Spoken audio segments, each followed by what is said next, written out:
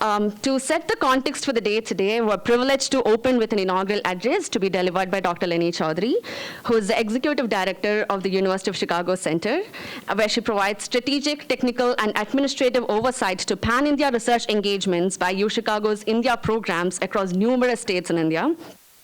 Dr. Chaudhary will reflect on the University of Chicago's commitment to urban sustainability, the role of research in bridging knowledge and policy action, and why India's urban waste challenge presents an opportunity for global innovation. Over to you.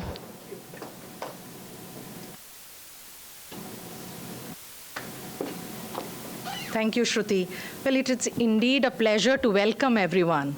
Thank you very much for gathering here today. I know we had a difficult start. I know my colleagues worked very hard to put it together, so we were all very concerned whether we will have all of you today. We are so glad to see some of you here today. Thank you so much for joining this workshop. I'm delighted to be here today representing the University of Chicago Trust and our partners who are deeply committed to driving innovation and impact in India's urban transformation journey. At the heart of our work lies a simple but powerful belief: research must move from ideas to impact. That's not just a motto, it's a mandate. Through initiatives like this workshop, we aim to create spaces where evidence-based research just doesn't live in academic journals, but informs policy, drives citizen engagement, and shapes future of our cities. The University of Chicago Trust's work in India, whether it is through participatory planning with International Innovation Corps or the randomized controlled trials conducted by Development Innovation Lab to identify, test, scale interventions, or our efforts with the Urban Innovation Challenge, all through, we have built a model that blends academic rigor and real-world impact. Workshops like today aren't just academic events. They are launchpads for action. We have the privilege of supporting several interdisciplinary research projects and academic collaborations. Something which may be of relevance to this group is that we were instrumental in forming a large consortium of sustainable urban mobility, which fostered collaboration between historians and anthropologists, engineers, architects and town planners, public health experts, citizens' rights activists, policymakers, and students. Today's conversation, too, will bring together interdisciplinary voices to tackle the complex systems that define urban living. Urban India is at a crossroads now. With legacy cities like Delhi and rapidly growing Tier 2 and Tier 3 towns, this country is not just urbanizing, it's diversifying its urban experience. Delhi presents some of the unique challenges of urban living, especially with regard to rapidly declining air quality, worsening road traffic congestion, management of increasing waste generation, among others. This complexity creates a unique opportunity for testing ideas at scale across different geographies, cultures, and legal frameworks. And that's where Epic India steps in. Epic India partners with the University of Chicago's newly launched Institute of Climate and Sustainable Growth. Over the last decade, the team has worked with more than 10 state governments and carried out 30+ research projects, including rolling out path-breaking initiatives like the world's first particulate pollution market in Gujarat and one-of-its-kind information disclosure projects for industries in Maharashtra, Odisha, Jharkhand, amongst others. Epic India brings the full toolkit for modern economics, grounded in data, incentives, and cost effectiveness to some of India's pressing environmental challenges. We have seen this in our emissions trading scheme pilot, which reduced pollution, lowered compliance costs, and gained the trust of industry, government, and researchers alike. It took some time, but it's now being scaled up across states, showing what tested, scalable policy innovations can achieve. We are now bringing the same rigor to urban waste management, one of India's biggest sustainability challenges and an opportunity for innovation with global relevance. By applying economic tools, new technologies like satellite and emissions monitoring, and a deep understanding of local context, we are working with our governments and partners to make Indian cities cleaner, healthier, and more climate resilient, and you will hear some of these stories today. A research hub like ours is uniquely placed to make this happen. We can act as neutral conveners, marrying academic insights with realities on the ground, bringing together government, communities, and experts for open and positive dialogue. We are well positioned to try out bold, long-term solutions that might be too risky for politics or private sector alone.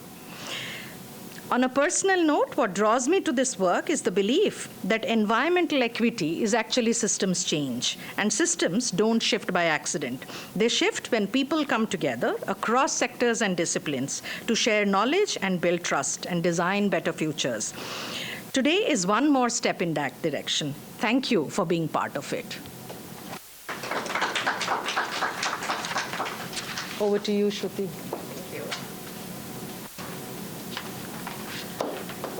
Thank you, Dr. Chaudhary. And on behalf of EPIC India, I would like to extend our heartfelt gratitude for your continued leadership that has helped us take our policy engagements to newer areas as well.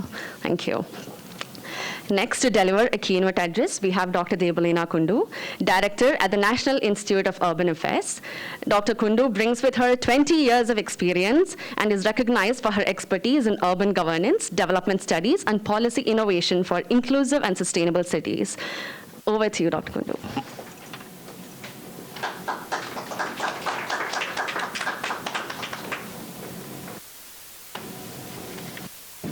Thank you. A very good morning to all the esteemed dignitaries, colleagues, partners, and friends gathered here today. It's both a pleasure and a privilege to address this conference on reimagining waste towards a low-emission future, organized by the Energy Policy Institute at U Chicago Center in Delhi.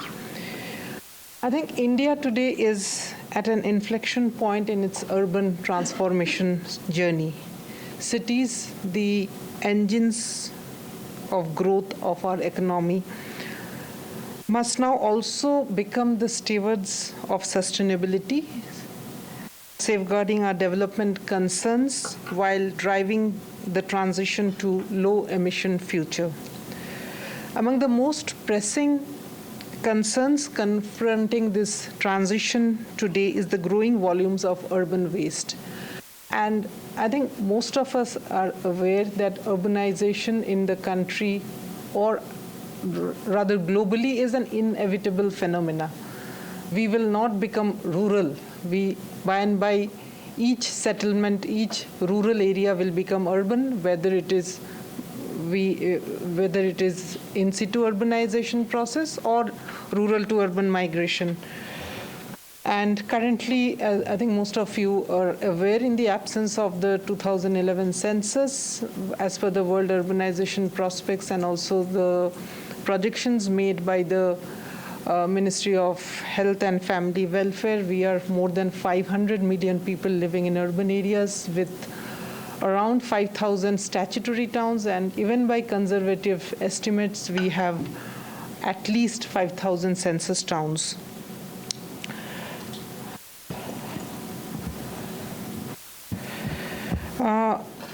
Municipal waste in India, I think another point I would like to raise is that, so given this transformation to from rural to urban, and I think it is very difficult in the current transformation process to really identify or segregate rural.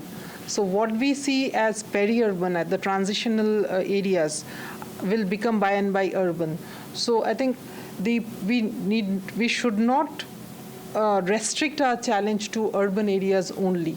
I think the peri-urban, the transitional areas, and also the rural, which will become urban by and by, I think we need to have a more regional and holistic approach while we deal with the challenge of reimagining waste, and also while we are going for a future which is low emission. Most of us are again aware that municipal solid waste in the country currently amounts to over 62 million tons annually, which is projected to reach a staggering figure of 165 million tons by 2030. And Again, only 70% of this waste is collected, and a mere 20% is treated or processed. The rest finds its way into dump sites, generating methane and other harmful emissions that contribute to nearly 3.7% of the total greenhouse gas emissions attributable to the waste sector. However, waste is not just an environmental issue. It is a governance issue, a public health issue, and also an economic opportunity waiting to be unlocked. Recognizing this, India has undertaken a series of reforms over the past 2 decades to establish a robust regulatory and a programmatic foundation. The Solid Waste Management Rules 2016 and its proposed 2024 amendment marks a paradigm shift. It marks a shift from centralized waste disposal to decentralized processing, emphasizing source segregation, door-to-door collection, and extended producer responsibility. This is also complemented by specific waste rules for plastic, e-waste, biomedical and construction and demolition waste, each updated periodically to keep pace with emerging challenges. The launch of the Swachh Bharat Mission Urban in 2014 added political momentum and mass engagement. We all, at times call it Jan Andolan. To the cause, and I think SBM Urban successfully laid the groundwork for scientific waste management in cities. Its success, the successor SBM 2.0, launched in 2021 with an outlay of rupees 1.41 lakh crore, envisages garbage-free cities, focusing on legacy waste remediation and waste-to-energy solutions. The mission's design intentionally integrates behavioral change, citizen participation, and institutional strengthening.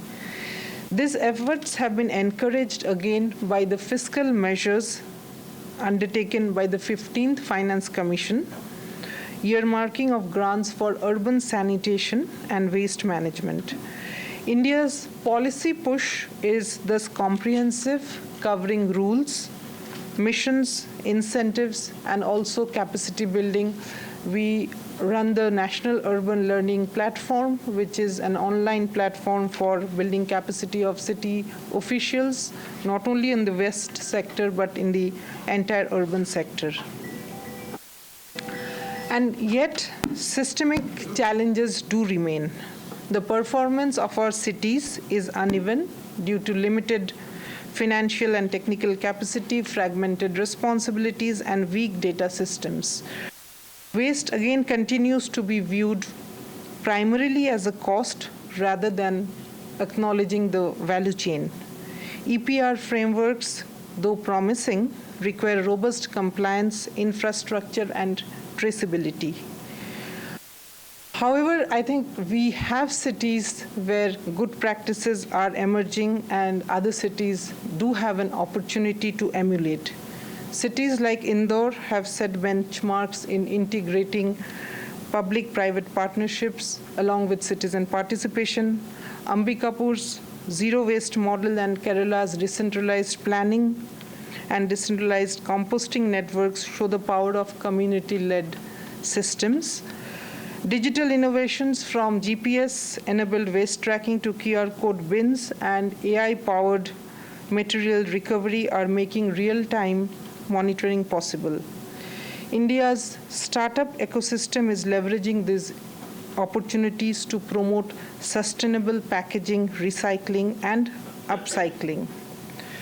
I think this also gives us an opportunity for peer-to-peer learning and pairing of best performing cities with the laggard cities. In the recently held conference on circularity in 3-hour conference in Jaipur, our minister was throwing up an idea of why don't we pair the best performing Swachh Bharat mission cities with the non-performing or least performing cities. And instead of, while we come up with the grades, it should be an average of the least performing, who is your pair, with the best performing, so that the least performing cities also get an opportunity to learn from the peers, and the peers also have a responsibility not only for the city itself, but also for the laggard cities. And I think that could be a very good way of uplifting the conditions of the 5,000 odd cities where things are yet to happen in a much more sustainable manner. At the institutional level, when we look at our performance, the National Institute of Urban Affairs, for those of you who may not be aware, we are a premier institute under the Ministry of Housing and Urban Affairs, and we work in the space of research, capacity building, and policy support to not only to our ministry, but also to Niti Aayog, the state governments, and the urban local bodies across the country. We play a very catalytic role. I think over the last 4 years, we have supported policy development through research, knowledge exchange, and field-based learning. Our initiatives such as the sanitation and capacity building platform tries to promote decentralized fecal sludge management, while the sustainable cities integrated approach pilot strengthens capacities for sustainable solid waste management using e-learning tools. We, with the Government of India, we have also launched the Climate Smart Cities Assessment Framework, which is now in the second iteration. And it does provide evidence where gaps remain, especially in scaling waste systems in our cities. But this does not include all the 5,000 cities. We have 225 cities from where we collect data on various domains of the urban. The Cities 2.0 program launched in 2023 with an outlay of over 1860 crore rupees supports 18 cities in advancing circular economy through integrated waste management. Each city receives up to 100 crores in funding along with technical assistance focused on convergence between finance, innovation, and local leadership to yield impactful results. And again, through this initiative, we also are trying to set up climate observatories in all states. These domestic efforts align closely with the global trends. The Jaipur Declaration, adopted at the 12th Regional 3R and Circular Economy Forum in March this year, offers the regional blueprint for sustainable consumption and production. India's active participation in launching the Cities Coalition for Circularity is a testament to our commitment to global cooperation and private sector partnerships. Looking ahead, the imperative is very clear. We must mainstream circular economy principles across our urban systems. Waste must not be treated as a problem, but as a resource, recoverable, reusable, and reintegrated into the economy. Decentralized systems such as local composting units, material recovery facilities, and community-run initiatives must move from good practice to standard practice. Strengthening EPR with digital tools, building markets for secondary materials, and aligning our waste strategies with climate action can unlock new avenues for finance and innovation. And I think the transition to a low-emission future is not only possible, but already underway. What is needed now is scale and sustained commitment at all levels. NIUA is proud to support this transformation, working closely with the Ministry of Housing and Urban Affairs, state governments, and city representatives, city leaders, and citizens at large. In closing, let me reiterate, the next decade is pivotal. If we act decisively, collaboratively, and inclusively, I think we can convert waste into worth, cities into circular systems, and policies into global exemplars. As India journeys towards Viksit Bharat by 2047, a robust, inclusive, and circular urban economy will be central to this vision. I take this opportunity to thank EPIC India once again for this platform and look forward to learning from the insights and experiences shared in today's discussion. And I would also like to say that NIUA is working towards creating sustainable cities, and we are open to collaborations. We could always work together and try to build an India where emissions are at the least. Thank you so much.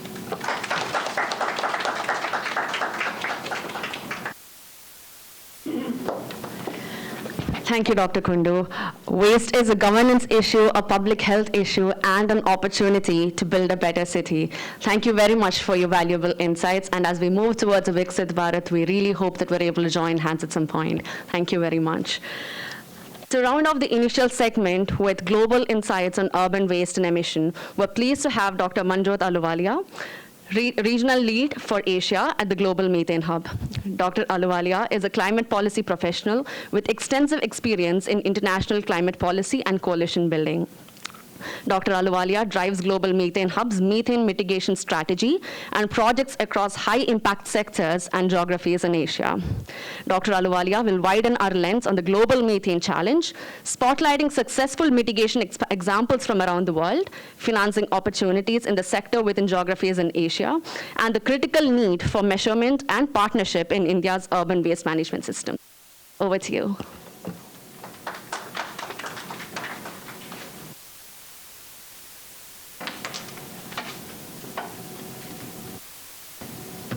Thank you so much for the introduction, and hard act to follow after the inspiring remarks this morning and great call to action from Ms. Debelina. So I'm Manjot Ahluwalia at the Global Methane Hub. And I also wanted to, of course, before I begin, thank EPIC University of Chicago, its leadership, its staff on the ground that has been a close partner from the very beginning of our work in India and in New Delhi on waste management. I do want to, of course, zoom out a bit and look at methane emissions globally. And then, of course, we can deep dive into the local context. So methane is 86 times more potent than CO2 in a 20-year time frame. And it has contributed to 45% of the recent warming, according to the IPCC AR6 report. However, because it's a short-lived climate pollutant, an SLCP, we also know that it has the greatest potential and the largest lever that we can pull to avert the impacts of climate change in the near term, which is 2030. And by 2050, we know that 80% of emissions from the globe are going to be from the low and middle income countries. And because waste generation is expected to rise with economic development and population growth, lower middle income countries are likely to experience the greatest growth in waste production. And we heard from Ms. Debelina as well that impact of the million tons that will triple or more than quadruple for India by 2030. So the fastest growing regions are sub-Saharan Africa and South Asia, where total waste generation is expected to triple by 2050, respectively making up 35% of the world's waste. Of course, South Asia and Sub-Saharan Africa are not alone. The Middle East and North Africa region is also expected to double waste generation by 2050. This from a World Bank Water Waste Report 2.0. But this also means that methane mitigation imperative has to be delivered with a development imperative. We know that methane mitigation has to go hand in hand with enhanced livelihoods, productivity, public health, resilience, and environmental justice for the most vulnerable communities and countries. And it's very clear, if you divert organic waste from landfills, if you reduce methane emissions and prevent hazards such as fires, illegal dumping, you are preventing diseases and preventing respiratory, lung diseases, etc., for the local communities around. So there's a direct link with methane mitigation, prevention of landfill fires, and direct link to the local communities. Let's also look at landscape of climate finance. We commissioned a report with CPI that looked at that out of all the climate finance that is going in the world to various sectors and various projects, already, of course, the trillions need to be moved. But out of the limited finance going, only 2% of climate finance is going towards methane mitigation per se.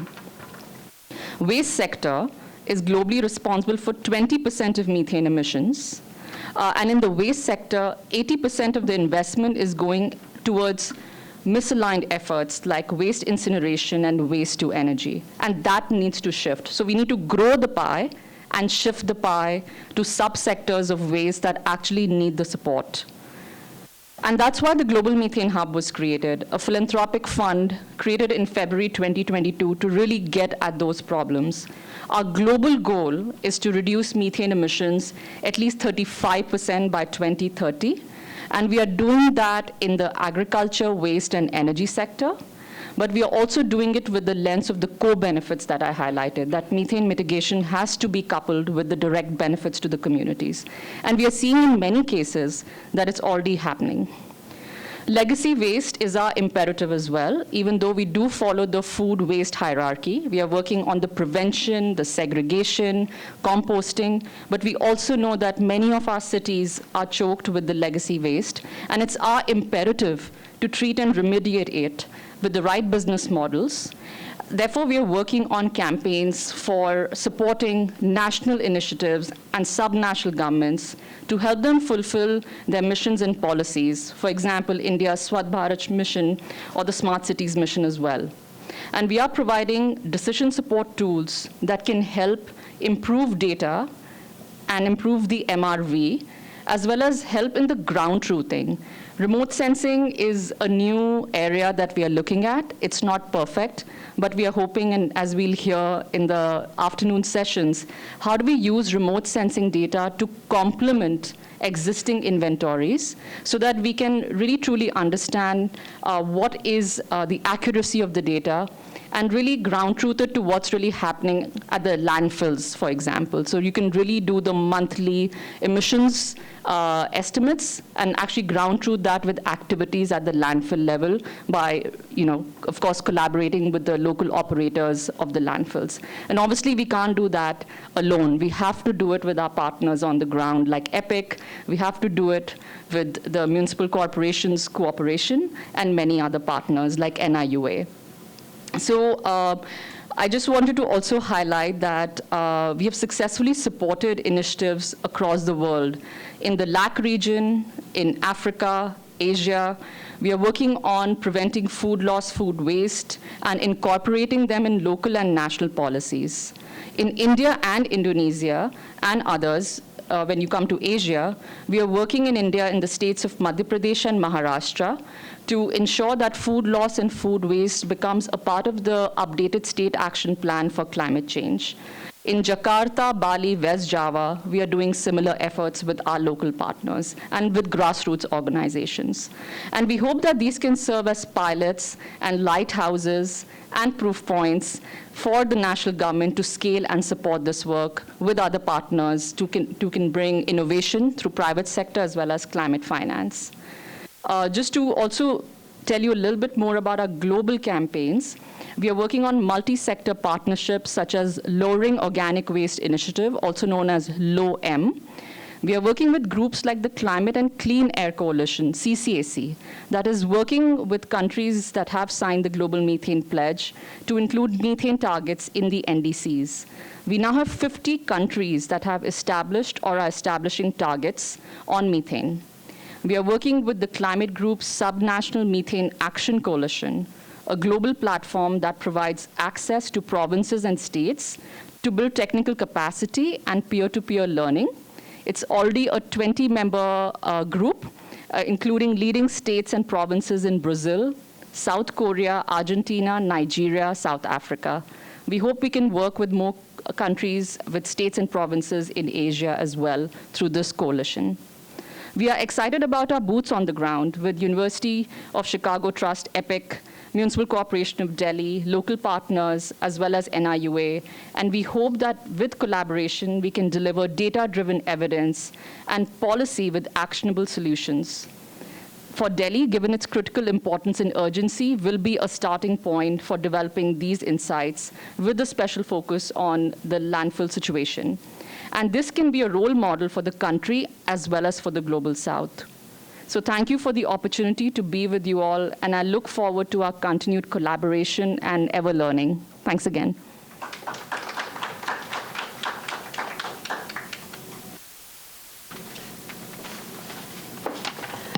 Thank you, Dr. Ahluwalia, for your presentation.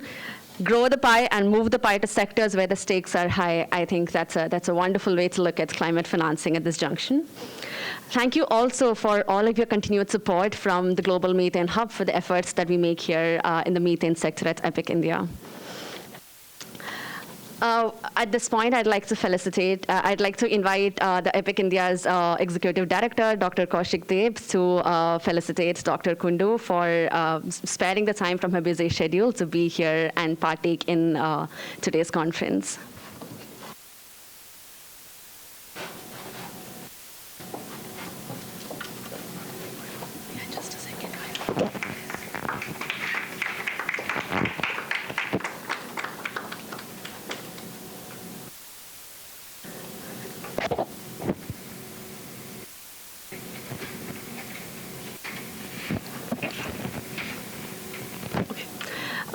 Up next, I'd like to invite EPIC India's Regional Director for Communications, Ashirvad Raha, to felicitate Dr. Manjot Ahluwalia.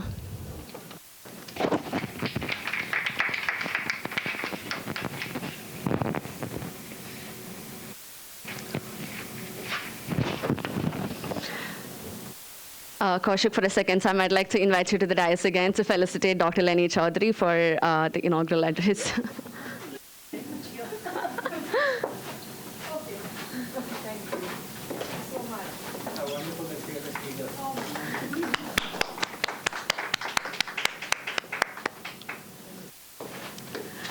Thank you all for setting the stage for today's discussions. We'll now be having 3 sessions that unpack how we can reimagine urban waste in India. We'll move on to the first session that's going to be on India's waste crisis and emission impact. We will unpack the current municipal waste systems, emission implication, the public health impacts, and governance challenges. And the first segment, section 1, would begin with a presentation from Dr. Jayachandran, followed by a panel discussion. Please welcome Dr. Jayachandran, who is a civil servant currently serving as a special secretary at the Department of Environment with the Government of Delhi. He has background in environmental sciences and public policy with a long-standing tenure with the Government of Delhi. Dr. Jayachandran's leadership has been critical for EPIC India's engagement with the Delhi government. Through Dr. Jayachandran's leadership, we have been working on institutionalizing evidence-based policy making at the Environment Department's level since 2023. Dr. Jayachandran has been critical in our early work in trying to mitigate air pollution in Delhi through interventions in the construction and demolition sector, municipal solid waste management sector, and more. Welcome, Dr. Jayachandran.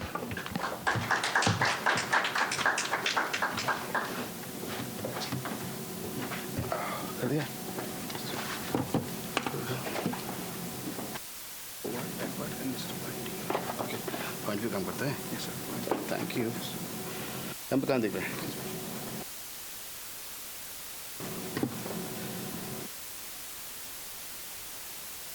So want to be displayed here? Hello everyone, a very good morning to you all. So my name is Jayachandran. Thank you for a wonderful introduction. My brief is actually very, very brief. So we are going to showcase whatever Delhi government has been doing in the arena of waste management. Not that we are doing something very great, something very, very basic, and a lot of challenges. And which is actually happening is a product of several factors which I like to place before you. And I'm sure that you'll have a better understanding about what's the ground situation and what's happening. And you got a couple of other sessions in the subsequent speeches. I think MCD is coming, MCD2 engineers are coming. So this is a snapshot about the amount, the quantum, the processing, and the segregation, and whatever mandatory, statutory mandates has been given to the urban local bodies. So just show you what the data is about. I'm sure that the luminaries sitting here, including Sunilji and Madam Kundu, they are all well aware about the data, about what's happening in Delhi, but then it's my attempt to showcase this. So we all know, because this is the first time, frankly, Delhi government, as part of public policy, we never thought solid waste management as a measure to control emissions. Emissions have always been a subsequent activity. But then our aim is to prevent the heaps of waste lying in different corners of the city. That has been the sole objective, sole policy objective of the government as well as the urban local bodies. You all know there are 3 urban local bodies in Delhi. One is the MCD, which is a dominant urban local body, followed by NDMC, that is New Delhi Municipal Corporation, that is the Lieutenant's Delhi, followed by the military establishment, that is the Delhi Cantonment Board. So I'll just tell you about the statute. Basically, the solid waste management rule speaks about 3 major areas. One is you need to collect, segregate, process, and then whatever your earlier sins are there, you bioremediate them, right? I mean, biomine them. So when we look into the first part, there is a collection and the segregation. We claim that we collect 100%. That's what all the urban local bodies tell us. I also belong to the State Pollution Control Board, the Pollution Control Committee in Delhi. So whatever annual reports we receive, we are of the firm notion that Delhi collects 100% of the solid waste. That's debatable, but yes, that's what data says. If that is true, we'll definitely not be getting complaints. We got a Green Delhi app, in which the citizen, they lodge complaints about solid waste, uncollected solid waste lying, open burning, which happens during winter months. So the 100% collection is still debatable. And if the collection mechanism had been foolproof, perhaps there would have been no citizen complaints about the solid waste dumps, the micro dumps, the small dumps lying here and there, and as well as accompanied by the open burning. And after the 100% collection comes your segregation part. So I have divided it into 3 urban local bodies, the MCD, NDMC, and DCB.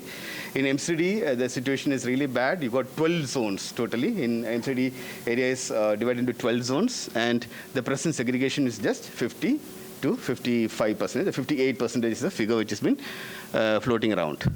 And we have timelines, because the Honorable Supreme Court has been behind us to ensure that you need to do 100% of segregation. And segregation is really basic to any solid waste management system. This is basic, the first step. And that's not happening, but still we have very ambitious timelines. In this month, in this year itself, we aim to segregate 75%, next year 85%, 90%, and by 2027, 100%. So we got a strategy about how, through IEC campaigns, through awareness campaigns, so can actually achieve this. If that happens, it will be wonderful for Delhi. Because that's not a unified action. It involves multi-pronged societal interactions, behavioral changes. So state is always weak on that front, right? So if there are mega projects, it's very easy. You float a tender, you construct something, you take in something. It's very easy to do. But when it comes to very, very dispersed actions, small actions, then the state is really weak, the government is really weak, because it requires a lot of attention, a lot of care, a lot of love to ensure small actions. Bigger actions are very easy, because it's easy to tender and construct any facility. That's why the reliance of Delhi has always been waste-to-energy plants, when we see subsequently in the subsequent slides. So NDMC, 92%. Even in a very highly sophisticated Lieutenant's Delhi, wherein all bungalows are there, even there it is 92% segregation. NDMC is not able to tell when we will do 100%. They say that 95% is possible by this year. And we look at DCB, this is really interesting. In civil areas it's 90%, and in army pockets it's 70%. And they have ensured that we will enforce the military discipline in segregation by June 2025. So this is how segregation looks like in Delhi, divided across different behavioral sets. MCD is another behavioral set, the bureaucratic and the ministerial behavioral set, and there's another military mindset, beautifully segregated here. You tell them to stay there only 90%. No need to do anything else. So here's the second step, the segregation. I mean the processing part. So I will spend some time, I will allow you to just imbibe this data. The first bar is the generation, around 11,342 tons per day. Tons per day. And what have the facility, the processing facility which we have is around 8,000. The second bar, which is around 72%. Then we're processing. Processing, there's a gap. We are not utilizing 100% of the facilities. So the processing around 7,000, that leaves us around 62% of processing which is actually happening. So what's the gap? The gap is 27%, and the gap in actual processing is 38%. So it's not a matter of pride for such a global city to have around, this is the actual thing, right? The 38% of gap, including capacity and utilization. 38%. But then, like always, we have plans. By 2025, 75% from 62, right? And from in 26, 96%, and by 27, 140% excess. So this is a snapshot. I mean, there are questions always, right? Here we can question the first bar, right? We can question the first bar. Is the previous speaker was speaking about data quality, data integrity. So whether the 11,340 is actually the right figure, that's a question that needs to be raised. Next. So this is a breakup of that same slide. So MCD, you can see 11,000, huge. NDMC just 280. And DCB is just a minuscule portion of the entire Delhi's solid waste management scenario. And processing also, the last two ULBs, they are doing 100%, right? 280 and 62.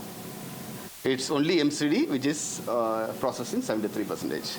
The reason you know why NDMC and DCB is processing 100% because they're piggy-banking on MCD's facilities. So they send their solid waste to the Okhla waste-to-energy plant. So nothing to the credit of NDMC and DCB. It was an agreement which was signed long before, and they're able to process 100%.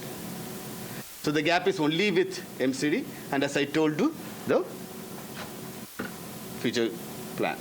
This is the existing facility. This is interesting because the processing here shows a heavy reliance on incineration. So 1, 2, 3, 4. First 4 bars, they're all incineration based. So like a good student, whoever reads the rule book of waste management, you all know whether it's good or bad. I'm not going to be judgmental here. But then, yes, almost more than 90% of your processing is incineration based. But then these are the good boys, around 257 local composting units, right? Which handle around 558 TPD, tons per day. Then composter units and biomethanation plants, very small. And this is interesting, this is the MR. What is the MRF? Material recovery facilities, right? Around 300 TPD it handles the district. This is the proposed. Again, the bulge here, right? The bulge again is on incineration based. We can see that the biggest 3,000 TPD is again a waste energy plant, which is Narela Bhavana, 3,000 TPD.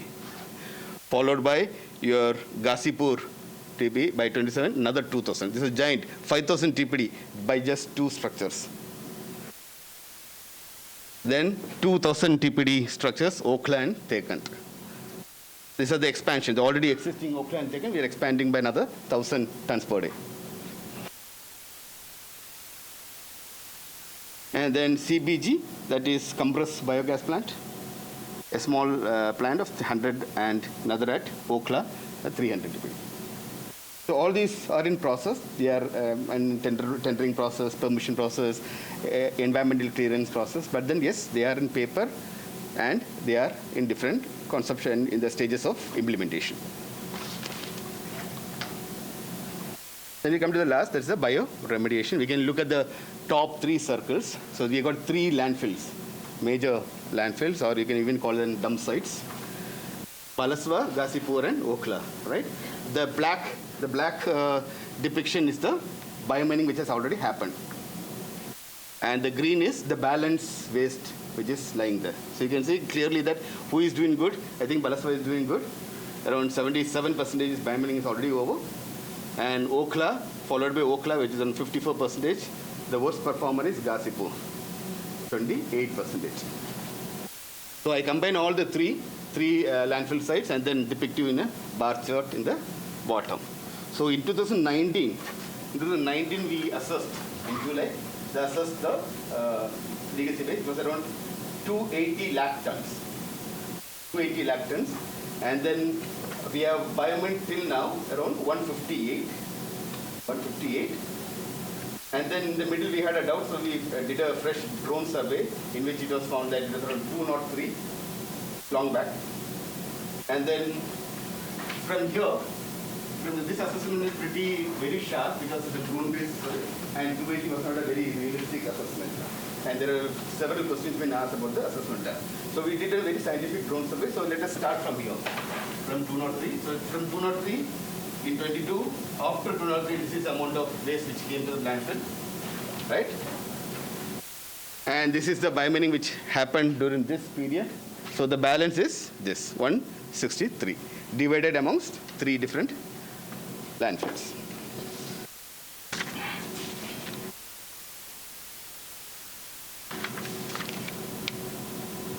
So this is a compliance matrix. I mean, this is solid waste management rules 2016.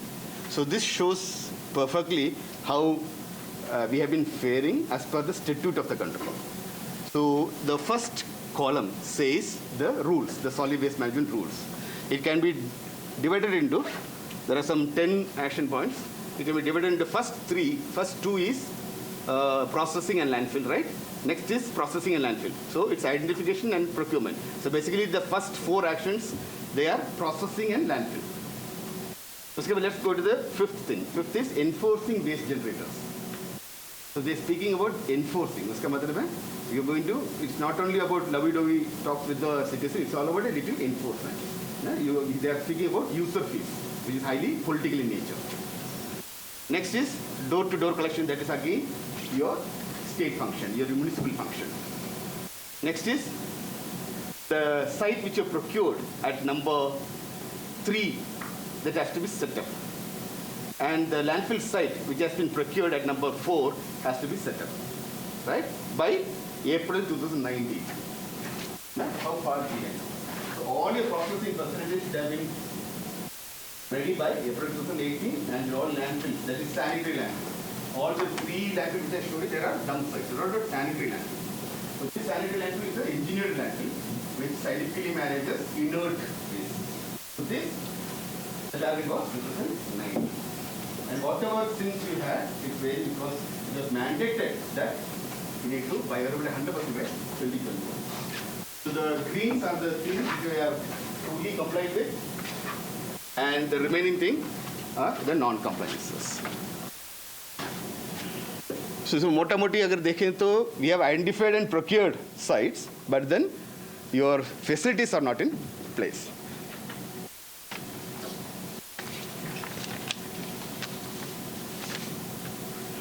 Thank you.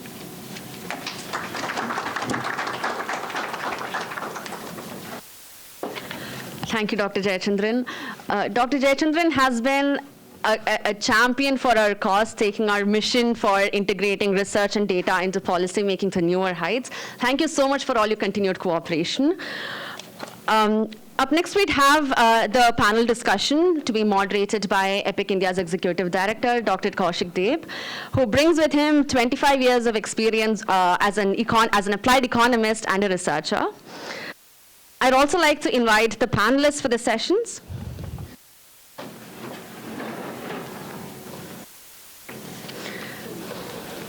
I'd like to welcome back Dr. Jayachandran as a panelist for this session. He'll be bringing perspectives on enforcement and regulatory support.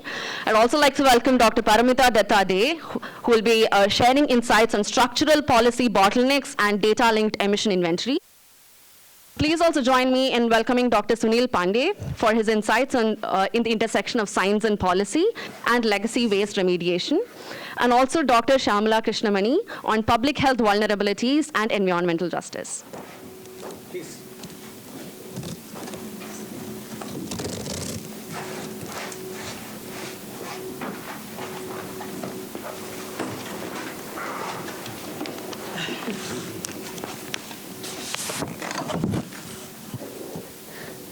Well, we are heading to noon, so I'll still kind of say welcome, good morning, and thank you for being here.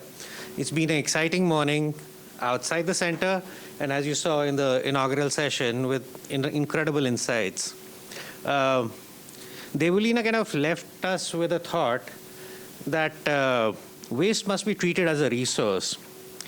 Let me kind of test that with some of our folks, and some of you might actually be of a generation who might recognize what I'm trying to say. Do you remember a television serial called Nukkad? Anyone raise your hand? Anyone seen that? You remember there was a character called Kachada in that serial?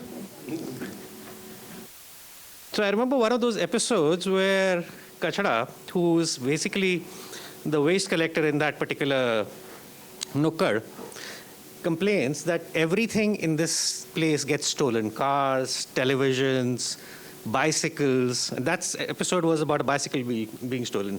And his complaint was, why doesn't anyone steal my waste? The point at which we kind of recognize that waste is a resource and is actually valuable is where we really want to get to. Back in the day, when I started my career, a very beloved colleague of ours used to work in the coal sector. And he worked incredibly hard to make fly ash a very central part of building material. And in those days, you had to pay people to carry the fly ash out of your coal plants, your power plants. To the point today where fly ash is a very well-traded commodity.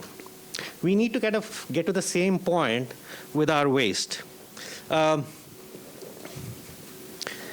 I'll take just half a minute to introduce our speakers for this particular session. The bios are there with the QR codes and all the high-tech stuff that Shruti was talking about earlier. I'm still slightly old school, so I have my printed material. Apologies for that.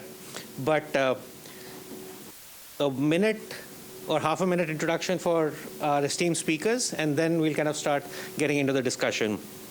You already heard from Dr. Jayachandran. Bottom line, if it's waste in Delhi, that's where the buck stops. That's where all the regulatory, all the governance authority lies, and that's where, for whatever it's worth, lies the incredible responsibility of trying to manage that. And it's kind of fantastic to have him complemented by Paramita, bringing the insight from the think tank research world, bringing all of those insights, especially around emissions from waste, at the city level, working with cities at NIUA, leading their efforts on waste management. Dr. Sunil Pandey, most importantly, a beloved colleague, a great friend for many, many years, who also accidentally happens to be the Director of Waste Management and Circular Economy at TERI. So that I would consider as a side job, principally being my friend right now. And of course, Dr. Mani, it will be hard for me to kind of introduce her to this audience. All of you know her as well as anyone else, but principally the most authoritative voice on waste and health in the country today. Thank you everyone for joining us for this panel discussion. Jayachandran Saab, if I can kind of start with you. Your presentation was extremely valuable because of all the numbers and the strategy and the design and everything that kind of sits in that.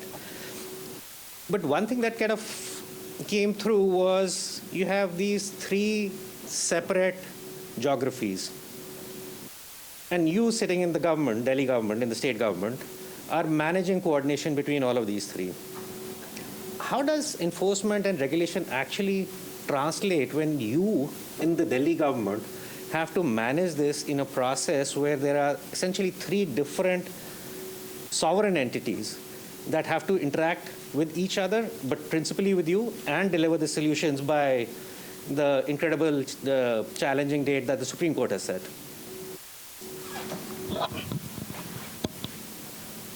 It's not as hard as you think. It's very easy because all the three ULBs are totally different in character. NDMC, they're rich, very, very rich, stinging rich body. So whatever we ask them to do, they will definitely do in the 2 days. Any facility, if you want to do, ask them to put an MRS, if you ask them to do a MRS or a MRF, they'll definitely be able to do it with a very, very tight timeline. Very easy. Number two, DCB, whatever you tell, they're not here because he can't even enter the area. You know, highly, what do you call it? Bubbled up. You know? And then the real Delhi is always MCD. And there are challenges which even we can identify with. So it's very cruel to pinpoint MCD or be harsh on MCD when you compare two little tots who are very, very rich and well off. So, but then yes, I mean, MCD has got genuine challenges, and that is what we are trying to address differently compared to other TULPs. The number one is definitely the funding challenges. We may argue that there are huge coffers lying in the Government of India, in the MAHUA, in the Urban Development Fund. But then there is also true, unless you don't earn your money, if you're not a properly working ULB in which you generate your own money, you decide the priorities as a commissioner. You decide, you monitor your staff. But then when you have an external funder for like a MAHUA or a MHA coming in, then the priorities kind of change. So, and then there are bureaucratic stuff like you need to send an action plan 3 months earlier, then you will have to send a utilization certificate of last 10 years. So a lot of bureaucratic stuff, the accounting stuff as per the general financial, that also needs to be ensured. So in short, to cut the story short, MCD, if it faces stable and independent financial resources to back it up. There are many external funders also ready. We're standing in the door of this. Again, there are thousands of conditions. Unless I earn through a user fee, if I'm not financially independent, then definitely I'm not also free to decide the priorities of the ULB. And hence, we have been trying, now with the change, the set of things, now the standing committee has been a very cruel job on all of us. A lot of action plans which went into scope just because the standing committee was not formed. The standing committee, for people who don't know, it's the most important decision-taking body in the MCD who decide funds, how the funds need to be spent. So that committee was not formed for the last 2-3 years. Just imagine. An urban local body like ULB, like MCD, sitting on action plans which actually touch every citizen for 3 years just because the standing committee was not formed due to political reasons. So now, with change circumstances, we are very, very positive that the standing committee will be in place, the financial decision-making will be in place, the decisions to impose user fees and other revenue-generating activities, that will be in place, and the remaining subsequent actions are pretty easy because they're all paper and they're all tender-based. There will be mighty contractors who can come and do it in a jiffy. So remaining, it will fall in place. The most important is the autonomy, the decision-making, and the funds which need to be in place. So it's pretty easy to coordinate between these three because MCD is a bigger kit. So essentially, there is one stepchild that needs to be brought into place. But one thing that you kind of said during your presentation was that it's not so much about building new plants or having new infrastructure and kind of solving the problem in the fashion that you would do with infrastructure projects, but essentially the importance of small actions and how one can kind of internalize that. And the way I would kind of read it is that these small actions will have incredibly large impacts. How does the relationship between the Delhi government and MCD follow through that? how those incentives kind of structured through the work that you have with MCD? Like I told you earlier, the smaller actions are always difficult to do, right? The Supreme Court recently, for the first time, in fact, they started talking about bulk waste generators, which is the middle path. So one is your mighty projects, and number two is your decentralized citizen-based actions at your home level, and there's somebody in the middle who is also highly non-compliant. And he has been a really, really naughty entity, which the Supreme Court caught in the last 1 year. They are the bulk waste generators. So these are the institutions, the schools, the colleges, the hotels, who generate more than 100 kg per day. 100 kg per day. So even they push their waste at a very minuscule cost to the ULB. And if that bulk waste generator community can be tapped, then perhaps the pressure on your the facility, the mega facility, will definitely come down. So earlier, for the last 5 years, we have been seeing that the MCD had inventorized only around 600 bulk waste generators. The Supreme Court came down very heavily on the government as well as the MCD. Now they have opened up an app, 311 app, in which they have crossed around 3,000, 4,000 bulk waste generators in no time when the Supreme Court came up. So there are around more than, I mean, the commissioner will be in a better position to tell you the exact figures, but there are huge numbers of bulk waste generators that have come on board the 311 app.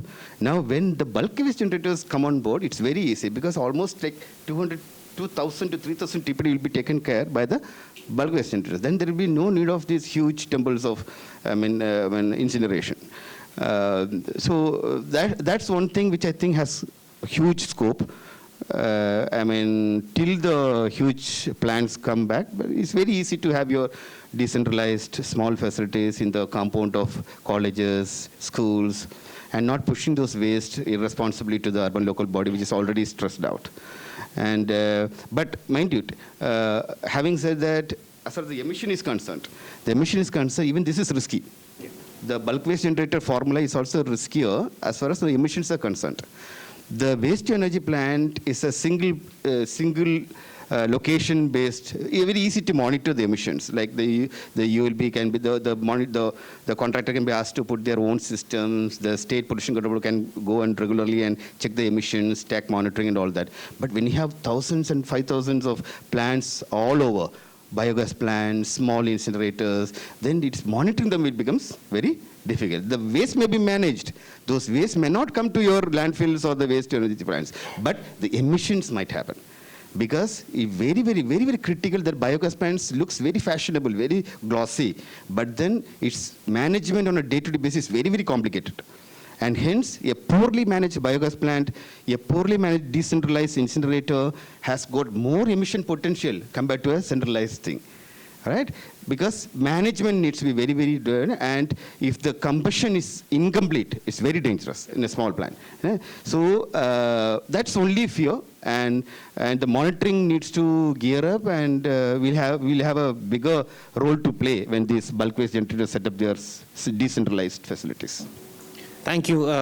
I'm so grateful that you are in the position that you are, and with the optimism and solution-based approach that you have.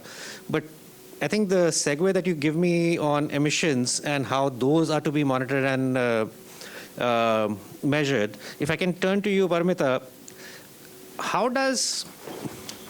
so first of all, what's the gap that we have in data in being able to understand the emission profile from waste in general in India? And how is it that agencies like the NIUA or EPIC, GMH are working towards kind of filling that gap? Because this is pretty central to designing and arguing for a solution. This is essentially what we are trying to solve for, right?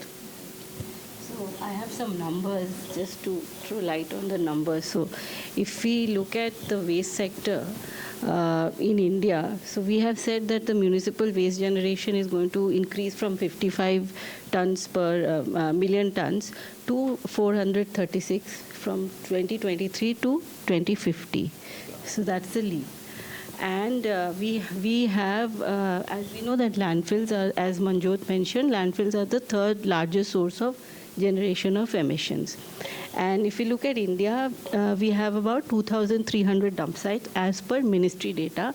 MOEF-CC data says something else, right? So there is that gap in data. And as per MOA data, in these 2,300 dump sites, we have about 250 million tons of legacy waste that has to be biomined and remediated. And so far, the progress has been that over 3,000 acres of land has been recovered, and we have remediated over 4.5 million tons of legacy MSW. This is as per MOA data. Again, CPCB data would be something different.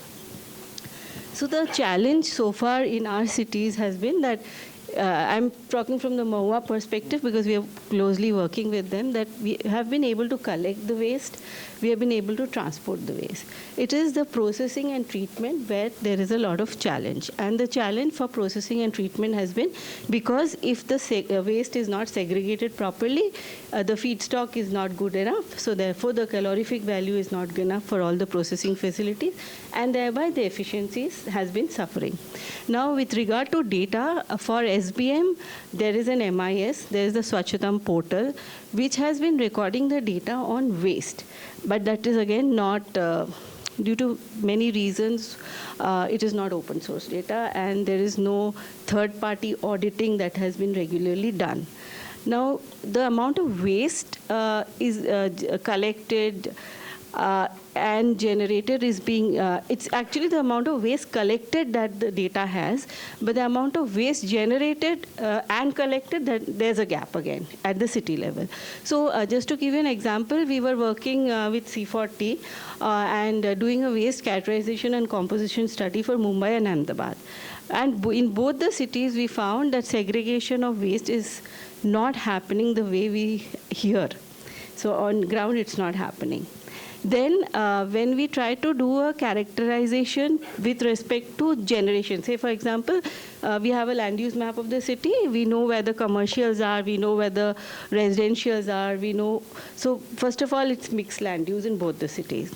Secondly, there is not enough GIS data to understand who is generating how much and in what quantity and what type.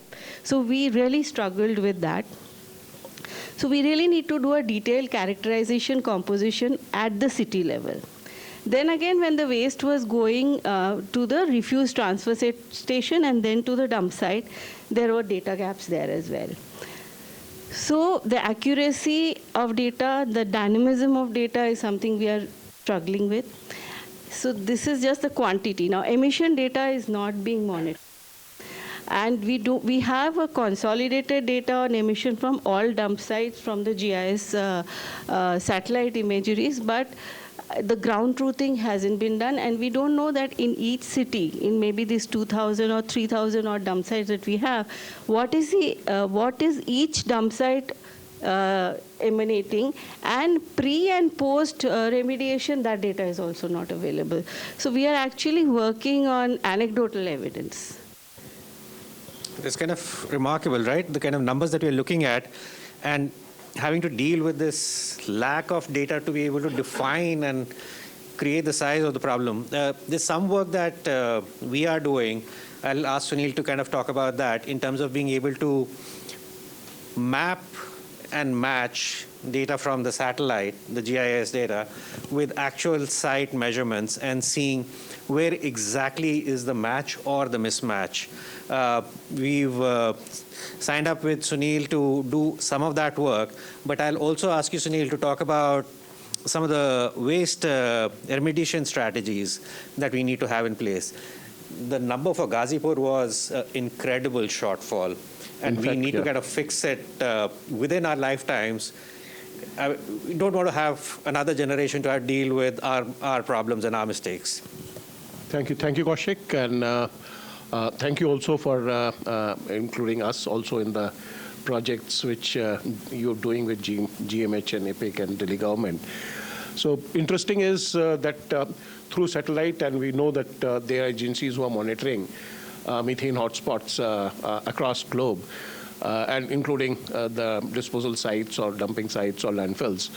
And they have been hotspots, including a lot of these dumping sites in India.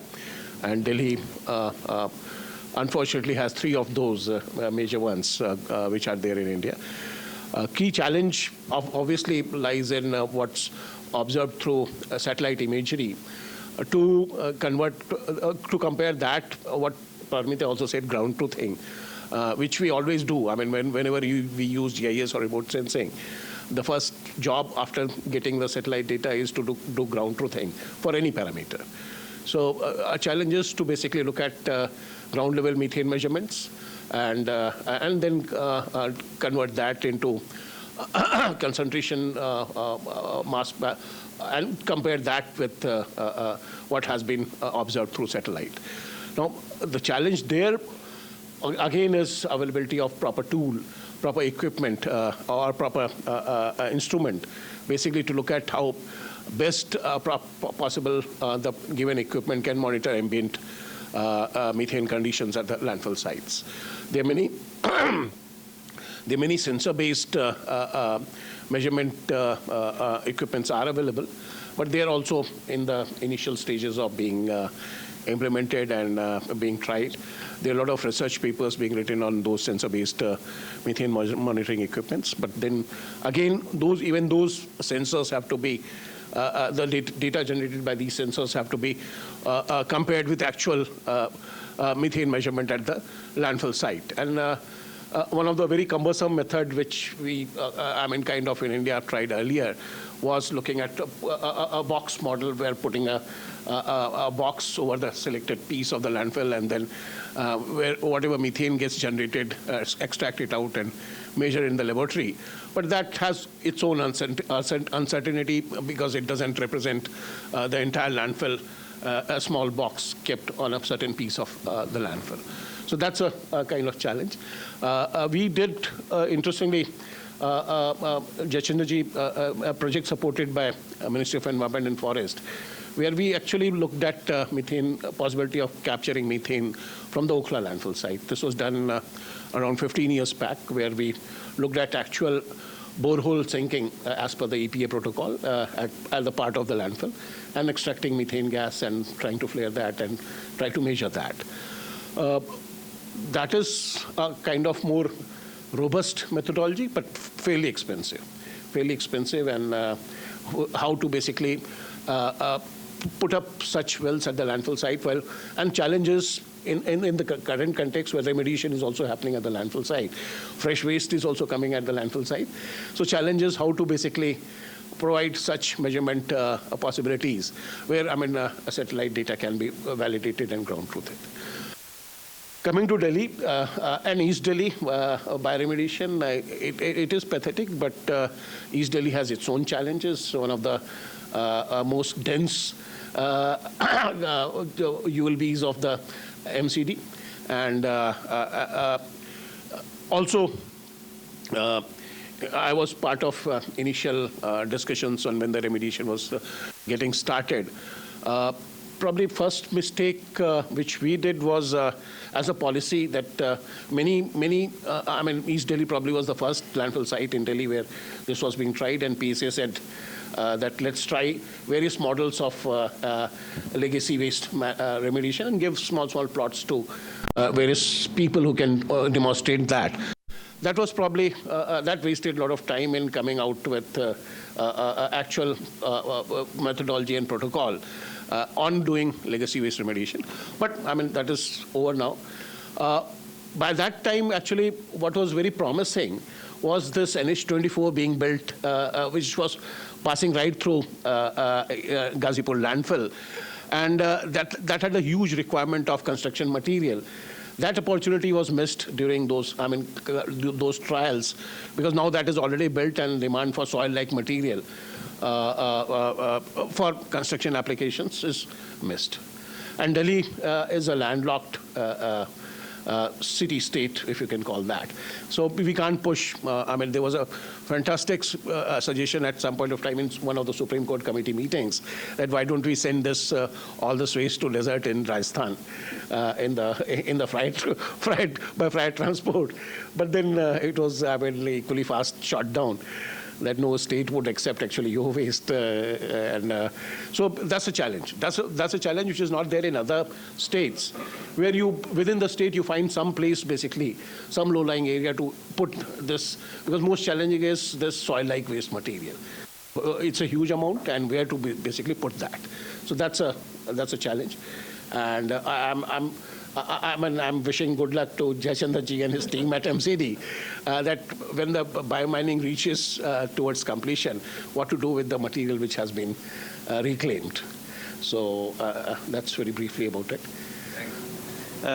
Shamla ji, if I can now turn to you. I mean, all of this is extremely interesting, extremely geeky, and for people like me, looking at data and numbers really makes my day. But there's a very real aspect to everything that we do. Many years back, our director, Dr. Michael Greenstone, when he was with the Obama administration, he kind of had worked out within the administration as part of the Economic Advisory Council, which he led, social cost of carbon. And one thing that's come up very, very significantly in the work that Manjot has been sponsoring at EPIC is to look at, if we can, get a social cost of methane. Because I think that will be a very, very powerful driver for everything that we do, whether they are actual projects to be assessed or these data gaps that we need to fill. A large part of that is, of course, kind of the health impacts of immediate communities that are part of the landfill, whether they are waste workers or they just kind of happen to be situated there. The density in East Delhi is case in point. It may be a very, very rich municipal corporation like Bombay, but they do have periodic flare-ups and burnouts which really affect health in their geographies. But in the limited survey that we were able to do, we didn't find very substantive and authoritative work that reflects these costs. Could you kind of talk to that particular point, as well as how local communities are so severely impacted by these waste concentrations? Yeah, thank you very much. At the outset, I'd like to thank you, Chicago and EPIC India, for inviting me for this panel discussion. The fact that many of us have been focusing on that non-segregation of waste will always lead to the wet waste or the biodegradable waste landing up in landfills, and then leading to methane, which has got several consequences. The first thing is, of course, what everybody has already said. But I would also like to draw your attention to a very recent study we did about 3 years ago with IPE Global, where we did an extremely detailed analysis, with proper quantification and weighing and for the whole city of Delhi. And we found that biodegradable waste is, because of the fact that we have so many trees and leaf falls, in addition to the food habits of, freshly cooking all our food and everything, it's more than 60%. In a cosmopolitan metropolis city like Delhi, it is more than 60% of the waste being generated in Delhi is biodegradable waste. And so if you don't take care of it, and also what we noticed was that we also went to various types of dhalaus and MRFs, both. And we also looked at the fact that whatever to the extent, the waste pickers and the formal and the informal collectors were separating as dry waste. So it made the biodegradable waste percentage, in fact, increase. By the time it reached the landfill, it was actually 75%. Because, out of the 18-20% of dry recyclable waste, quite a lot, almost 15% was removed. And equivalent to 15%, might be 80% of the dry waste alone. Whereas what was reaching was that and the domestic hazardous waste, which, I did a project with ILO recently, which ended in 2024, where we found that households and bulk generators, everybody, that we were using quite a lot of chemicals. And even though it is adding up to 3 to 5%, but actually the kind of material that it has in terms of heavy metals and volatile organic pollutants, POPs, and various other substances were quite high, and they can have an impact even at very small percentages. So you have a situation where your dump site, you don't have any lining, nothing, and you have 75 to 80% of your biodegradable waste, and then you are also having non-recyclable plastics and things like that, and in addition, all this domestic hazardous waste. So what we found was also that methane, naturally everybody knows that it is coming from this biodegradable fraction. And it was, everybody knows, it is inflammable and it is spontaneously burning. So it was, causing the emissions, not only its own, the methane emissions, but also a whole lot of other kind of emissions coming from the landfills, or you can say dump sites. And in addition to that, during the time when it is not burning, let's say like today's rain or something like that. So, the biodegradable material, we found that a fresh matter is like alkaline-ish. And over a period of time, during the non-seasonal, the summer months, it becomes acidic. So at a different pH, it was helping to release different types of metals. So my student and I, when I was in NIUA, I had a PhD student. We worked on the Okhla landfill. And we found that the kind of release that was happening, during monsoon, non-monsoon, and post-monsoon. And we could find, heavy metals. So actually, we have proper evidence, which we submitted to the NGT committee also, that we had cadmium, chromium, lead, of course, definitely, and mercury as well. And in sufficient quantities, it is in like hundreds of times more than what would be considered even as safe. And so you are having a situation of not only methane going up. Naturally, they say SCLP, but actually it's 12 years. So 12 years is not a small time for it to impact. But in addition to that, it is causing fires, it is causing pollutants, and today you see the IPCC has included SF6 and NF3 and several others, which were not there in your purview, into your, and all that is coming not only just by, from industries or from tires or something, it is also coming from this kind of burning that is happening. So you are having air pollutants, you are having leachate, which is going into the groundwater. And we have clear evidence, if GIS properly mapped, that 5 kilometers radius of Okhla dump site, I can say, because we worked on Okhla dump site, is highly contaminated, and it is spreading. So actually, I live in CR Park, and I'm terribly nervous, when I was telling people that, when are we going to move out of this place? So it is that kind of a situation. And so especially the waste workers, the informal and the formal waste workers, the exposure is really terrible, and especially when, Bharti was here, she has done some their organization has done some excellent work, in terms of the waste workers being exposed, and they are climbing up these mountains, I would say, and the kind of, respiratory illnesses that they have, skin illnesses. Devnar, I think also there have been studies by several NGOs, who have done, various types. They have even found that their life span, life expectancy has gone down. And, there are children at, the entry age of children into waste picking is as low as 5 and 6 years old.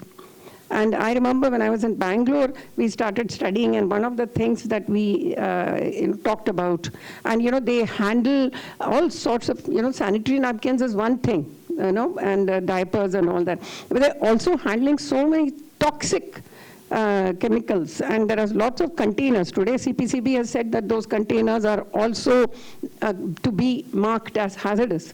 But people are using it for storing water. And because that is the only containers that they have. So, there have been, I think any number of YouTubes which are going around, and we can see what is the quality of water, what is the color of water, what is the kind of ingredients it has. So, I would say that, today after my retirement, I'm in a place where, we are trying to use the MCD bylaws. But the thing what Mr. Jayachandran pointed out, and I looked at, the new gap that is from the drone surveyed and post, you can make out that it was hardly 68, compared to the 203. Although the previous showed as if, you had done a very good, bioremediation. One hand you remove, and the other hand you keep putting fresh waste. The methane is not going to go off. So I do understand Mr. Jayachandran's concern about, whether bulk waste generators can control emissions. But I'm working with a community, several communities in CR Park and GK1 and several other localities. And we have been able to find reasonably good composting technologies where we are able to train the waste workers and the gardeners. And we are trying to take the advantage of what MCD is giving us, property tax waiver, and certain things like that. Of course, there are always tensions in the community how to make it work, but that's also very exciting. I have a lot of time, drafting letters that you're wrong and I'm right and all that. But I personally feel that health and public health is something you have to invest in. Today, you see anywhere in the world, whether it is in India or abroad, states or communities which have invested in pollution control and have, put aside a certain amount of money for health benefits, actually end up with a higher GDP than those who think, oh, we'll come back to it, after we become rich. No, you just have to do it side by side. I would say you should start with it. Thank you. I mean, I completely echo that point. Our own work around the Air Quality Life Index shows that poor air quality kills more people in the world than tobacco, alcohol, road accidents, terrorism, malaria. It's a remarkable statistic that I'll kind of encourage all of you to look at. Swarna has been kind enough to take an executive decision and give us extra 5 minutes in this session for Q&A. I'll stop abusing my role as a moderator and dominating this discussion. I'm sure we can find a mic to go around if people have questions. So if you could, Vinay, this way. If you could quick introduce yourself and a very pointed question. Myself, I've worked for the technicals for 35 years in the field of environment, that to feed the thermal power plants in the NTPC. So listening to the report. If your name, sir? I'm Dr. S.K. Jains. Jain, sir. And working in the field of environment since 1983. And now I'm retired from NTPC after listening to all the panels. My question to Jayachandran ji. Jayachandran ji ने अपनी पहली speech में कहा कि supreme court ने कहा तो हमने ये करा. That's what you assisted. Why we are looking for the Supreme Court? Why don't we take the initiatives at our hands? Secondly, we are having the targets to manage the waste. Why don't we have the targets to minimize the generation of the waste? We don't have those targets with us. So my point is that we should have policies working on the generation of the waste. Rather, the waste management is compulsory, but generation of the waste policies are to be done. As far as the data is concerned, what Madam and Sunil Pandey is talked about, as far as the landfill emissions are concerned, My experience says emissions from landfill cannot be measured at all because it's an open area. But source, you can say the hot spots can be done by the ambient air quality. But the point which is being raised by Dr. Sunil Pandey is about the uncertainty of the data. If you know, all of you know that in 2014, the continuous monitoring gadget was notified by the government of India, and still, after working for 11 years, all the industries and all the regulators says these are uncertainty of the data generations. And you know, as far as the data is concerned, there is always there is no agreement between what the WHO produce about the India also. So we have to work over it. Certainly. And lastly, one point. I think we'll just have to democratize this a bit more and allow collect a few more questions. Last night it's one point, but Dr. Mani has talked about that. We talk about the cost on the pollution controls and the minimization of the pollutions.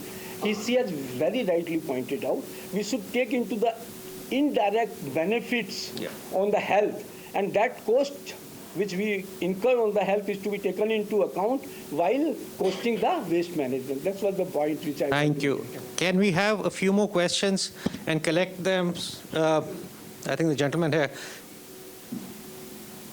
So my question If you could introduce yourself as well, please. Yeah, myself is Dinesh Pant from TERI, and I've been working in the TERI for the last 30 years, and particularly in the waste management. And I started my career with the anaerobic digestion technology, and now I'm looking on the whole waste management kind of activities. So my question is not related to the organic waste, but it is related to the plastic waste, which is going to be, is not going to be, it's have become a very challenging for all the municipalities or the authorities to tackle with this. And in the recent study which we are doing for the Delhi government, we found that there is around 7 to 8% plastic waste in the waste. And out of that, around 4% is the single-use plastic. And of that 4%, 72% is the carry bag, right, which are clogging our all drains. And due to this clogging, a lot of emissions are happening in the nalas. And government of Delhi is pushing or trying hard to ban this carry bag. But I don't see any change in the ground. So what could be the remedial action for that? Thank you. One last question right at the back, and then I'm afraid these are very useful, important conversations. I don't think we'll solve them in the panel today, but we can collect these questions and have these conversations over tea, coffee, and lunch, please. Okay, thanks. I'm Adil. I work with CEW. My question is on user fees, which Dr. Jayachandran also highlighted. It's a big challenge and a political one. Delhi recently introduced Bangalore also, and there's a huge opposition. So what can be done? Because it's important for a financial independence of a ULB to have their own resources. So what can be done to ensure that basically ULBs can enforce user fees and introduce some more mechanism like pay as you throw, even in the user fees itself? Like if you are generating more, you are charging more for it. So if we can leverage some of it, and how we can do that aspect. Thank you, thank you. I'm not going to ask the panelists to respond to all of these questions, but just like a half-a-minute closing remark, if you would like to make, Sunil. Just quickly, actually, when Jayachandranji was presenting data on 90% segregation, I was happy because you won't find many cities globally which have achieved 100%. Now with that 90% segregation, it's like a high school exam where 90% might be considered bad. So 90% segregation actually is good story, but how you manage the segregated waste need to be. Absolutely. Yes. I mean, if some. Kamalaji. Yeah, I would like to use my 30 seconds basically to say that, if government of Delhi and various other ULBs would not do this aspect that you ask the citizens to segregate waste at source, so that, in some of our communities are trying to compost or biogas or whatever. But on the other hand, you give concessionaire documents to concessionaire agreements, to collectors on weight basis. So because that is not working, because some of us may be able to get the CSR and have a composting unit, inside our BWG. But there are some places where it is not possible. And if you give the concessionaire a document like this, what we are noticing is that we are making all the effort of segregating, and there is an aggregator sitting there, who's just putting everything together. And then, your methane emissions are not going to come. So at least for our sakes, and the people who are trying to save the user fee, trying to save property tax, trying to make the city better, please, sir, don't have that. And, it's illegal, and I think you should just completely remove it off. Thank you so much. Jayachandran sir, lots of suggestions and feedback for you. I won't ask you to kind of respond to all of that, but you truly have the most important job in the house. Yeah. So quickly to what SK told, I mean, it's not that he told that we are dependent on the Supreme Court. We are not actually not. That's the way I put it. Sorry, extremely sorry for that kind of a message coming out. I mean, all our elected representatives, they sat together in the parliament and told that by 2018 you need to process everything. They all decided that by 2021 you need to bioremediate 100% of the landfills. It took, but as we stand now, we are processing 70%, we have bioremediated 70%, we have segregated 70%. There's a gap. That's why the Supreme Court came in. The state could not meet your self-imposed timelines. There's a 5-year gap, so I come in. So it's not that it's merely on the Supreme Court. That's why I showed you the compliance matrix. On the basis of the statutory act of the parliament, there were gaps, there were slippages. Supreme Court came in. We are more stronger. We'll do it. Yeah. Thank you so much. Paramita? So having worked in the capacity building space for quite some time, I live in one of the so-called posh areas of Delhi, and still people don't segregate and don't understand the importance of segregation. So I think a lot lies on us as citizens to segregate, and as Shamla ma'am said, and all statistics say that 60% of our waste is wet, and societies are bulk waste generators. So let us just, as a responsible citizen, imbibe that capacity building aspect and do a continuous capacity building, not only of children, but also older people, to segregate and treat at least the wet waste at source in a decentralized manner. That's such a fantastic note to end on. Small action, big impact. Thank you all panelists for this really insightful session. I learned a lot. This conversation could go on forever, but I understand there are more people who are going to come and contribute to these conversations in a bit. So thank you so much. Please join me in thanking all our panelists here.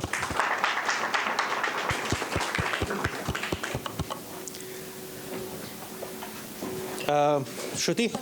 Yes. Oh. Yeah, it's fine. Sorry. I'd like to the panelists a few.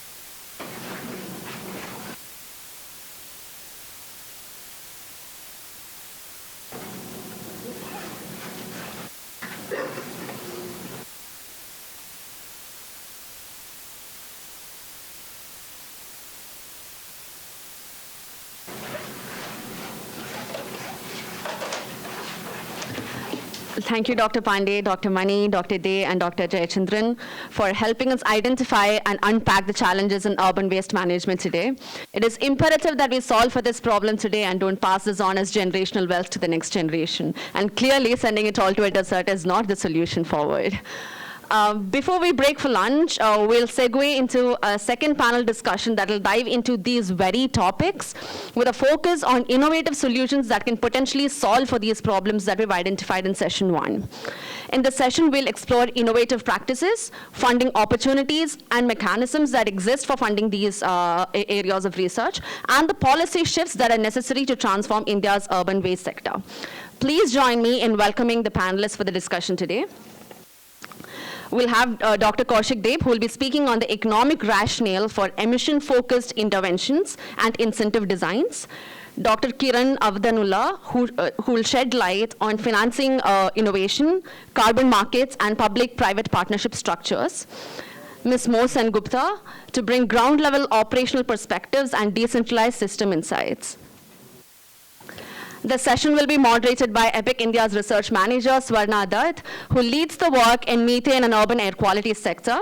Swarna brings extensive experience in urban planning and environmental issues with the past 2 years dedicated to advancing this research agenda with EPIC India.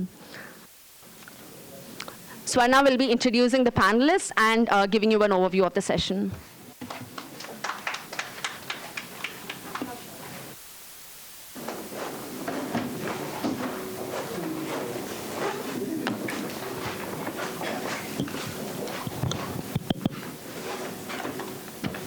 Thank you, Shruti, for the warm welcome, and apologies for canceling the tea. We already started late, and we thought we'll do this session, then we'll move to lunch, and then we come back for the third session. Just stay there for the third session 2, because it's the highlight of all the work that we are doing at EPIC. It's a new kind of work that we are, we have taken forward, and we'll love to have all of you through the end of the session. Thank you, Shruti, again, and thank you to all the 3 esteemed judges. Unfortunately, Mr. Jitendra Yadav couldn't join because of the morning chaos that happened.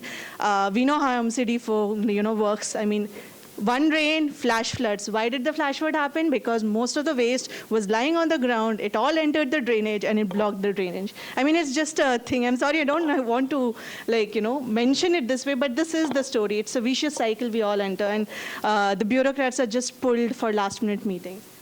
So with us for the session, we have Ms. Mo Sengupta, who is a program manager from Center of Science and Environment.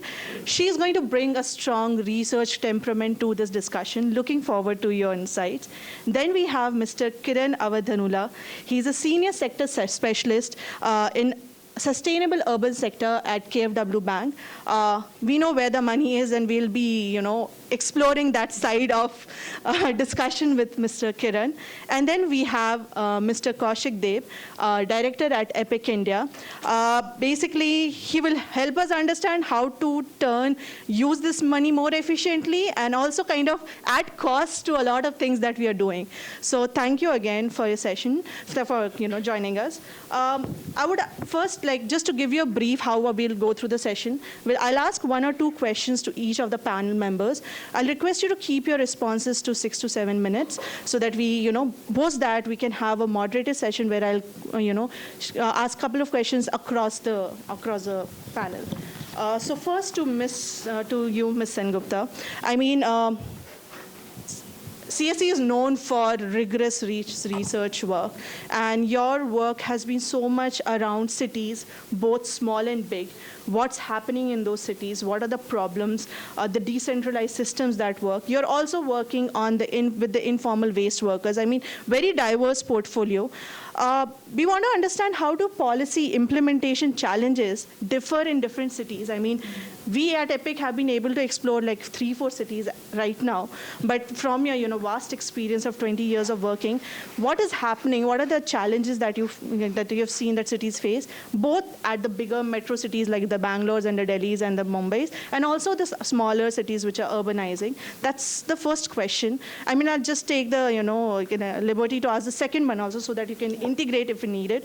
Second, I mean, how do you think the informal waste workers we know that they exist.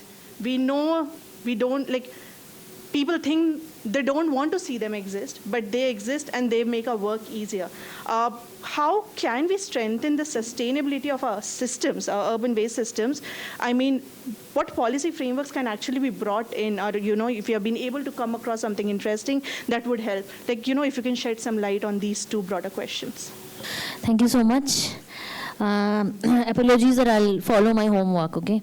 So in CSE, based on our experience working with the cities, what our experience says is the trigger point of all the challenges is the policy and their implementation, or you might say insufficient or inefficient implementation of the policies. So when I say about policy, I essentially mean Solid Waste Management Rules 2016, at the same time the municipal bylaws. I was wondering that in the previous discussion, nobody could raise this issue about the municipal bylaws, which we find is a very, an instrumental thing to kind of implement things in cities. So when I talk about municipal bylaws, I will talk about, I am mentioning about the mandate of segregation, the mandate of waste minimization, or the 3R principle, which is already there in the waste hierarchy in the rules 2016. I will talk about the user fees payment, which is not being mandated. I will talk about the scientific processing of waste, scientific disposal of waste, and many more. And most importantly, the enforcement, which includes the penalization and incentivization both. So when you are talking about that user fees is not being paid or open dumping is rampant, are we looking or introspecting our municipal bylaws, how strong the enforcement, how stringent the enforcement is in terms of penalization as well as incentivization? If we talk about the incentivization, definitely we have examples from cities where incentivization is being done for the bulk waste generators also, like property tax waiver, water bill waiver, and many more. So definitely I will start with this, the enforcement issue of municipal bylaws. Ideally, what cities are doing is they are just copying and pasting the solid waste management rules mandates, but we have to understand that municipal bylaw is something which the cities are authorized to reframe and redefine based on the power and authority given to them by the virtue of 74th Constitutional Amendment Act. Right? So we have cities, for example, Panaji or Indore. Earlier Gurugram also, right now Gurugram has changed it to for the administrative reason, that the definition of the bulk waste generators, they have reframed it. For Panaji it is 25 kg per day, whichever entity is generating. So why? Because it's a small tourist spot and they have small resorts for small hotels, so it will be helpful for them to capture those, because we all know that a mandate for the bulk waste generators is to manage their organic waste within their premises as much as possible. So if, for example, Delhi is generating 1,100, you said, 1,000 TPD per day, for example, and the CPHO guideline says 30 to 40% of the waste is being generated by a city is contributed by the bulk waste generators. So rounding up to 40% of 1,000 TPD is 400 TPD is being generated by the bulk waste generators. And if we go by the thumb rule of India, that's 50%. I'm not talking about 60 or 70%. If 50% is organic waste, and that means 200 tons per day, can be managed within the premises, and city does not need to, bear the expenses of the collection, transportation. They do not need to, channelize or process it. So this is one of the important agenda, that how we are enforcing our municipal bylaws. And somebody was raising the topic of the monitoring of the bulk waste generators. So I would like to cite the example of Gurugram. Right now I have just completed one fact sheet on Gurugram. So Gurugram happens to probably the first city in India all the Gurugram's waste management is not so healthy. We all aware of it. But probably the first city in India who have kind of launched a dedicated MIS or dedicated portal for monitoring the bulk waste generators. So I've just completed that, CSS just completed that fact sheet on this portal, that how this monitoring system is happening. So where the BWGs are not registering, but also they are mandated to upload their monthly data management reports. And we all know that draft solid waste management rule 24 is introducing an idea called EBWGR, which is extended bulk waste generators responsibility, which is equivalent to the EPR or polluter pay principle. So later on, so Gurugram already is in a win-win situation, because later on, if draft rules 24, this mandate is coming in place, then all the cities have to register their bulk waste generators. It's a mandate for them. So that definitely it's going to be an important agenda. If I talk about, I'll just touch base some pointers regarding the challenges you mentioned. So I'll just give you a classic example. One city in Madhya Pradesh, I won't mention the name of that city. The city generates 500 tons per day. And city has, as ma'am was talking about the data in SBM dashboard, and in actuality, the city has uploaded the processing capacity is 600 tons per day, right? And city generates 500 tons per day. Actually, the city, when we went and do the on-ground truth breaking, we saw that the city is actually being able to process 200 tons per day. So there is a residue of 300 tons per day, which is going to the landfill, definitely. The city is not being able to process that. But strikingly, the city every city has to prepare CSWAP and CSAP. We all know that. City Sanitation Waste Management Plan and City Solid Waste Management Plan. So city has mentioned or claimed for remediation of 6.5 lakhs metric ton legacy waste, and the fund has come accordingly. But city now they are, with the help of the IIT Kanpur, they are seeing that they have already 13 lakhs metric ton legacy waste to be remediated, because they did not feature this fresh waste which is going to the dump site every day, right?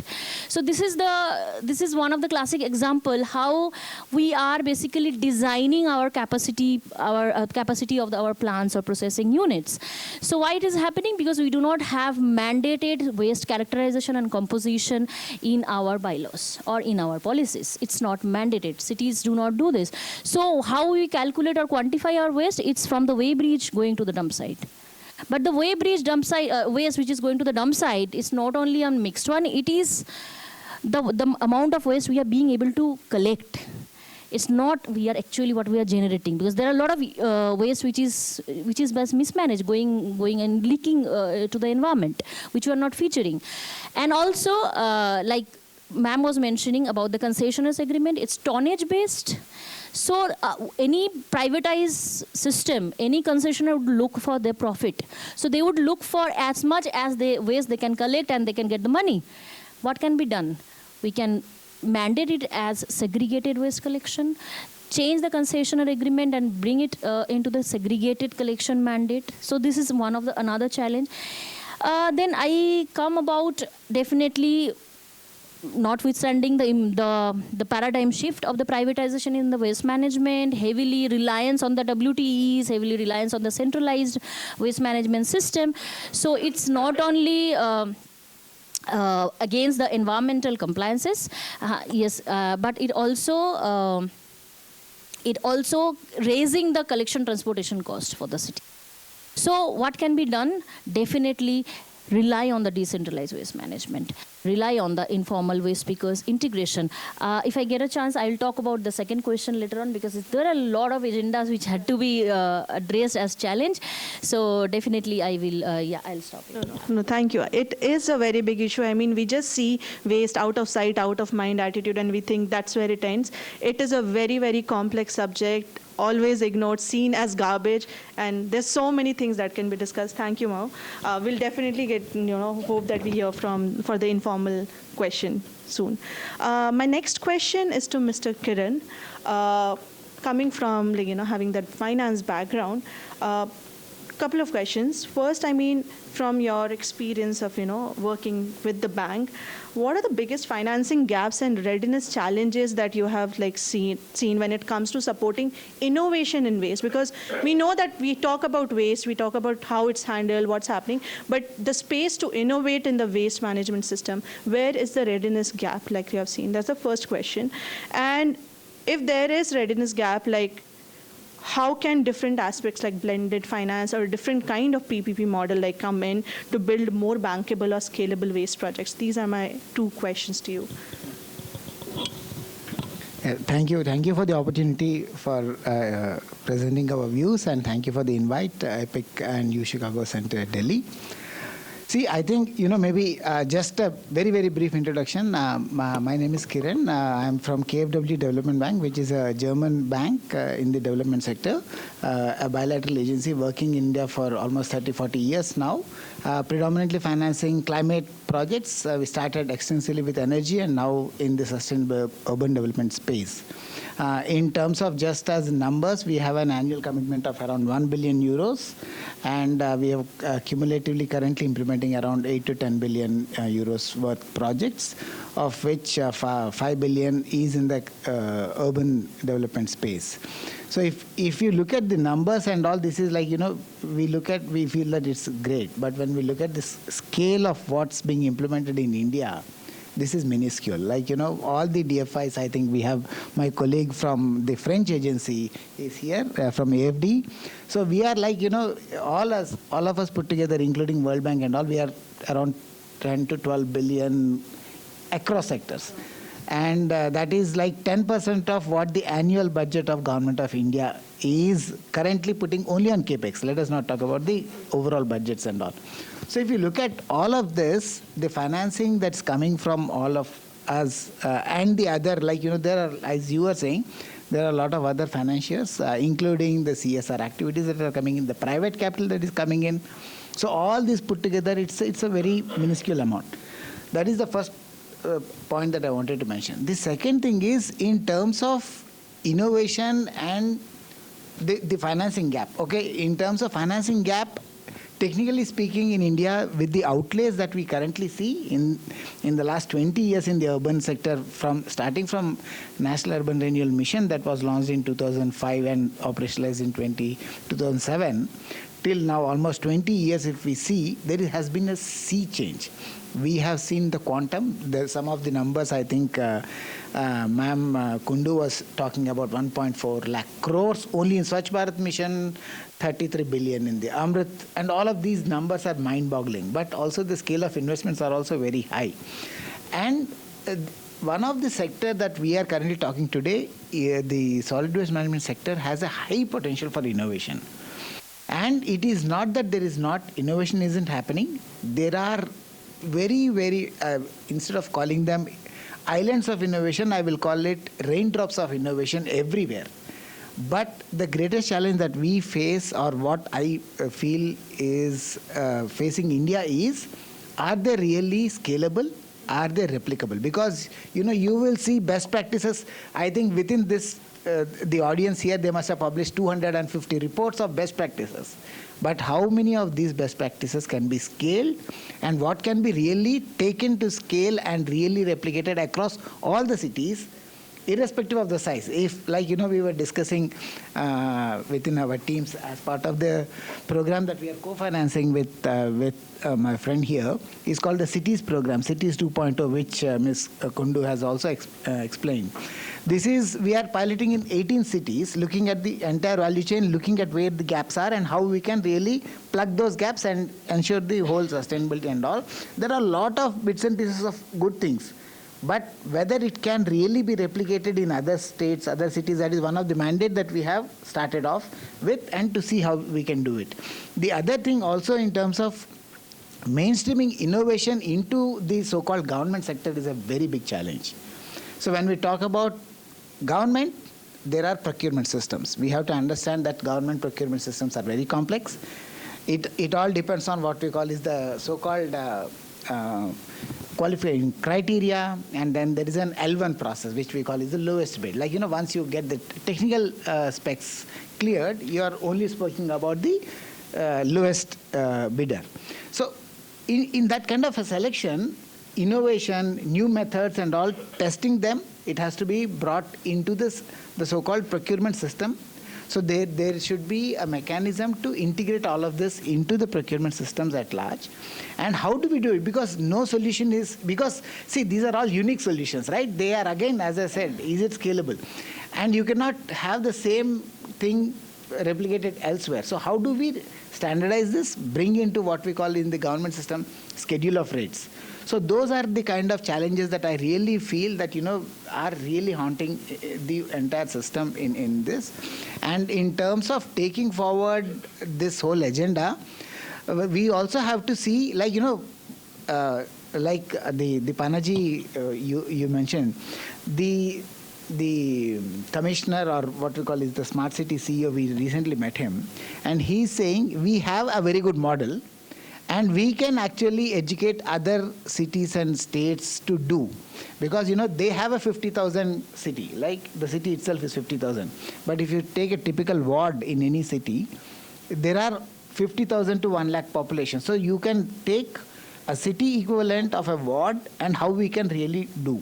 And what Dr. Kundu was also saying about the government of the minister speaking about the cross-pollination and cross peer learning in all of this, that is also very important. These have to happen. But ultimately, there is also a kind of a dangerous trend, I would say. There is a responsibility of the urban local body. There is a statute and a mandate of the urban local body to do it.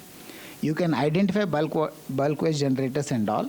If it is a commercial operation, it is a different thing. If it is RW, which Gurugram comes, it has a number of RWs and apartment complexes. They are all kind of bulk waste generators and all. So how do you get them at par with the commercial establishments? What are the kind of nuanced changes that have to be done? That is one. And also when we talk about decentralized approaches, cities are, every inch of land is very, very valuable. There is no land available. Where can we find the land to really make this happen? There is huge, everyone knows about this word called NIMBYism, right? Not in my backyard. Everyone, no one wants it. In fact, in our society for the last 2 years, we have been fighting within our society to have a dedicated facility for wet waste. We are not even talking about there have been a couple of NGOs that have come in. They have offered free, they are actually saying, we'll give you money. You give us your waste, and yet we are unable to solve. So these are all the complexities that are involved. So when we talk about all of this, it's easy to really do. But when we get into the implementation and look at the nuanced approaches, then there is all the challenges. And I'll stop here for now. Thank you. Am I audible? Okay, I'll just assume that my voice is audible. Thank you, Dr. Kiran. I definitely echo with you. I mean, with few, some field visits that we are doing in this zone that we are studying, we are just understanding the incentives and disincentives are so badly aligned across the different stakeholders and actors in this chain. I mean, there must be 50 of them who are documented, 150 who are not documented in the entire process, and it just goes missing. So aligning those incentives, disincentives, bringing the governance, complexities, then the finance aspect, it just gets very, very murky, Thank you, but thank you for your response. Next, my question is to Kaushik. Why do you think it takes like a strong economic sense to integrate emissions now in the waste management discussion? Like, why did the thought come? I mean, apart from the methane aspect, like. At one level, this is a very simple answer. The Energy Policy Institute at the University of Chicago sits in the Department of Economics. And the Department of Economics in the University of Chicago has the heritage of Milton Friedman. So everything in life can be solved with prices and markets. You come up with a problem and we'll write you a nice research paper that tells you that this is how you solve the world. But then you step into the waste and then you realize how extremely dirty and difficult it is. And that's where trying to understand the process and getting the incentive structure right is supremely important. First, to kind of the scale of the problem. I think the point you made, why is Delhi's waste going from 11,000 tons odd to 15,000 tons odd in a matter of 4 years or 3 years. I mean, that's something that you need to kind of think about. Is the incentive structure right for us as individuals, but also as industries and as establishments to generate waste that's appropriate to our level of economic activity? It's a question that we need to kind of start with. A former colleague of mine who at one time used to head oil analysis at the International Energy Agency, over the last few years kind of branched out and set up his own satellite company with a few of his colleagues. It's called Kiros, and he and I, as you do, was sitting one afternoon drinking coffee and playing with his satellite platform. Essentially, the platform is dedicated to looking at methane emissions globally and monitoring them.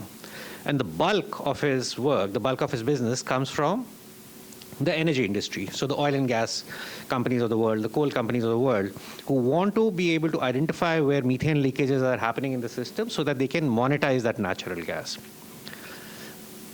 We thought we'd kind of try an experiment. We turned off all the levers, we turned off all the switches that had emissions coming from the energy industry.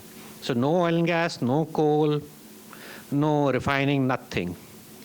When we did that, 80% of the super emitting events between 2019 and 2023 came from South Asia.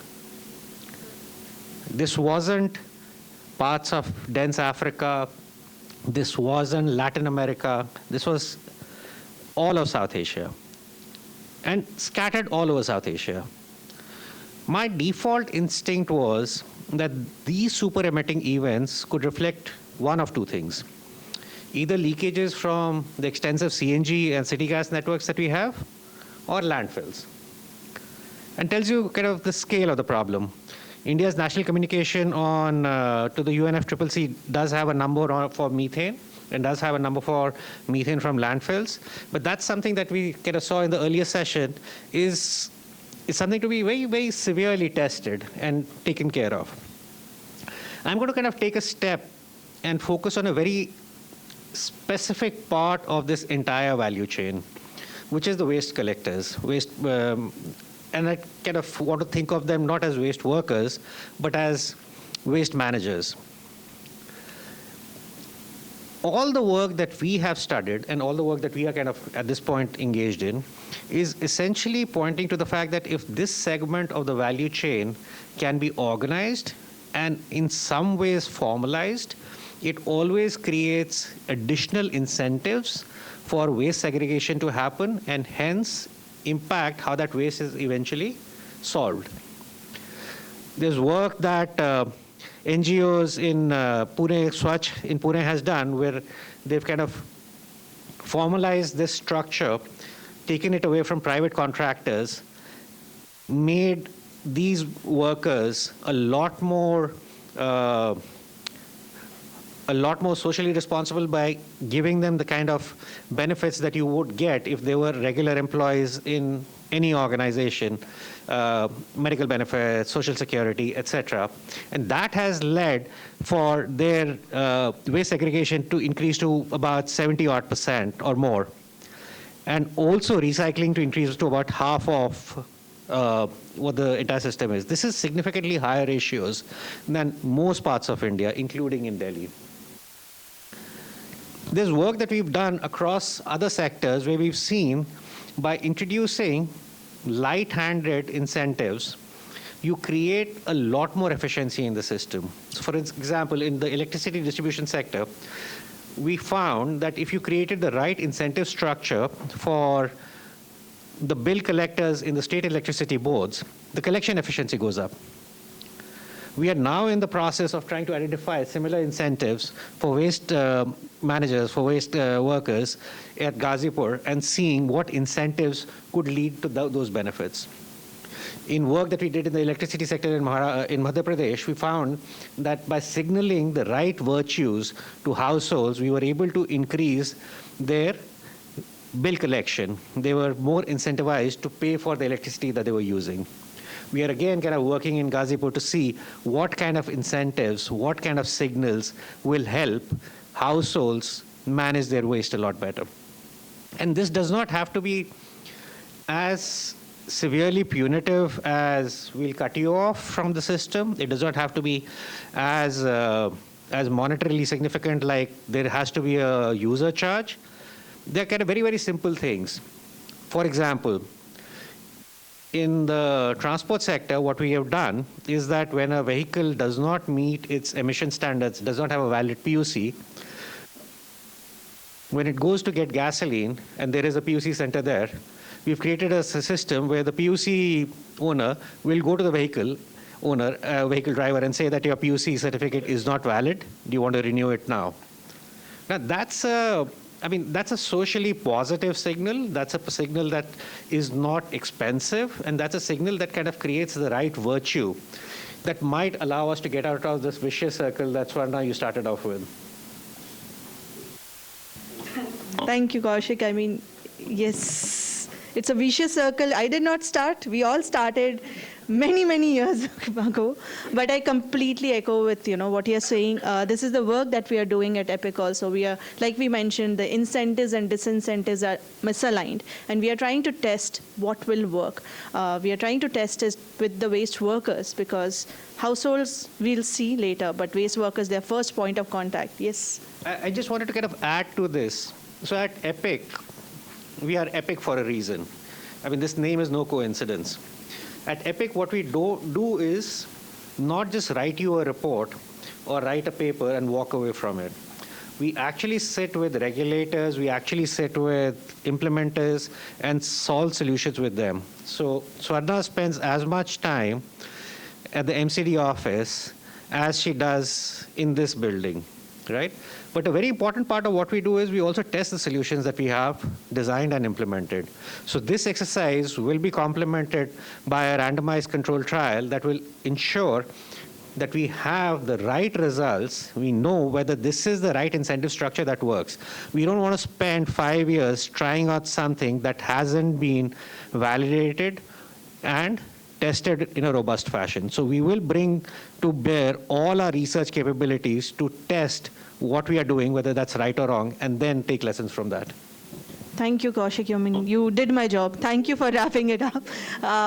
Thank you for all the panelists. Now I'll ask a couple of questions across the panel and would ask you to give 2 cents maybe in a couple of minutes. My first question is to Ms. Mao and Mr. Kiran.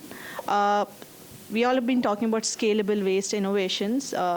It requires both community and community support or ownership, at the same time financial viability. What do you think is the one barrier or enabler, like we can be positive, we can be negative, that is most urgent to fix? I mean, first, you can take. Okay. So barrier, as I said, I'll again I'll talk from the perspective of the city, how the city feels. So definitely the implementation or enforcement of the bylaws or the policies in place is one of the key agenda according to me. And then the enabler, if I talk about, as we already have been mentioned, the decentralization and definitely integration of informal waste workers, because in India we have 5 million waste workers, right? Informal waste workers. In Delhi itself we have 1.5 million. And with this nice presentation of Delhi, all the metrics, there was nowhere informal waste worker integration was featuring. I mean, how much Delhi is being able to kind of mobilize this resource pool. Whereas Kaushik was talking about Pune. Definitely Pune's recovery percentage is 35 to 37%. Which is in India the average is 10 to 12%. So definitely it makes change. I mean, they are they not only help you reducing your burden of your collection transportation cost, reducing emission, they are ensuring segregation for their own sake of their own livelihood, because they know they know their job very well. So rules talk about it, but right now just CSE is completing one study, is capturing different working models of integration of informal waste workers in different cities of India. So we have captured around 9 to 10 cities. So very fragmented and there's no ideal model anywhere. There is no ideal guideline anywhere which has to be there. Mentioning all the steps starting from enumeration to registration to job ID card to kind of it's a wage based or it's a user card charge collection authority based which is there in Pune, or it's a DWCC model like Bangalore. But there are different cities who are doing something or the other in terms of integration which needs to be geared up and supported with financial sustainability, with incentivization, and also the place or participation in the guideline. Because in Rules 2016, there was state level advisory committee where one waste pickers organization has to be represented. But in draft Rules 24, it's totally omitted. So it's something really strange that the participation is also not being ensured. So we would urge for that. It's a very important resource. Thank you, Ma'am. Mr. K. Yeah, thank you. So only just to add to a couple of points that have been mentioned. So only just in terms of the methane reduction and all, I just wanted to point out to the fact, we are now financing one of the largest biomining exercise in Chennai. It's around 67 lakh metric tons. So there actually, in addition to what we call, I think we have all the quantum numbers and all in terms of the savings and all, but there we have mandated that there should be what we call is a livelihood action plan for all the 350 odd people who are currently engaged. And that was a kind of a mandatory condition from our side that unless there is a livelihood restoration plan prepared, a society formed for all these people to be absorbed either into the formal system, into the waste sector or other sectors, because there might be other opportunities for them to get upskilled and move into other sectors. So those kind of things that we are trying to see if we can make those minor changes. The problem is, again, maybe this is one of those drops of good practice, but whether it can be scaled up, unless, as Ms. Sengupta is, see, all these have to come as statutes somewhere. And if they are not in the statutes, it will never get implemented. Mr. Jayatranjan was also saying that, yes, we are trying to do something, but unless the Supreme Court, NGT, so now, see, I think the work is getting done when they are getting kind of hit by Supreme Courts and NGTs rather than what they are supposed to anyway do by the mandate in terms of the constitutional responsibility. So that is one rejoinder that I wanted to give. And also in terms of the perverse incentive that you are talking, the waste being collected in tonnage and all. So there are some new the new approaches in terms of segregated collection and performance-based incentives for the private sector to really collect segregated waste and all. Also, we are trying to experiment in Chennai. There are also a couple of other cities that are doing it. Maybe, yeah. And we were just having a kind of a friendly argument earlier with Dr. Sharma. She said, no, we have to change it. But, the change is not very easy. We can speak in these conferences. But making this happen, Indore, we talk about this city. You cannot imagine, you go and speak to the first commissioner there. It took him 10 years to really transform.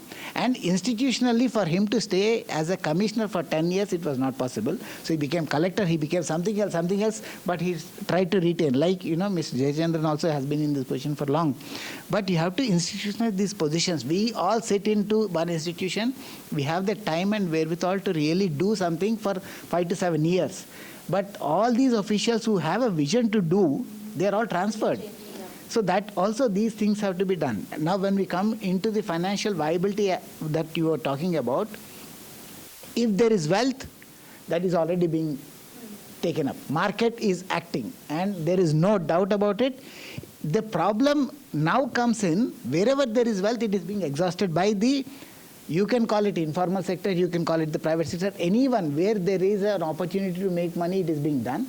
So what is ultimately landing up with the urban local body as the agency which has to do is the reject. And you have to then make this reject profitable to a third-party agency for them to operate and make it viable.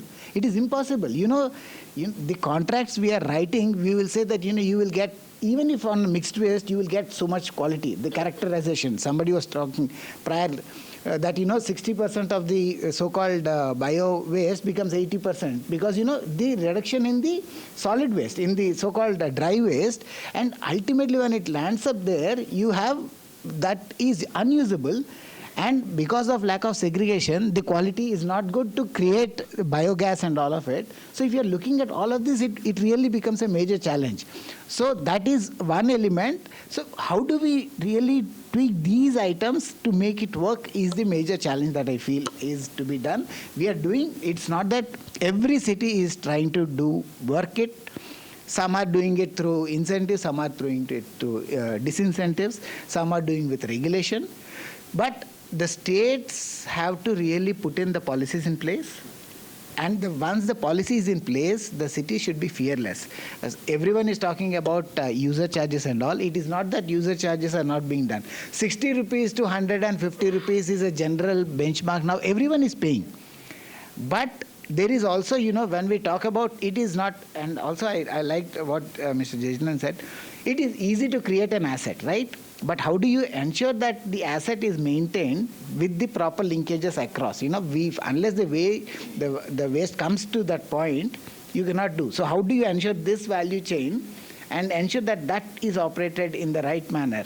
So those are all the elements that we have to tweak, fix, and once we come up with a model, there should be continuity of that model for some time. Now, one more challenge that I always feel is the continuity of policy is very important in all of this. People are one, continuity of policy and direction is very important. The problem is we are learning by doing. And with that, every 5 to 7 years, there are changes in the policy itself.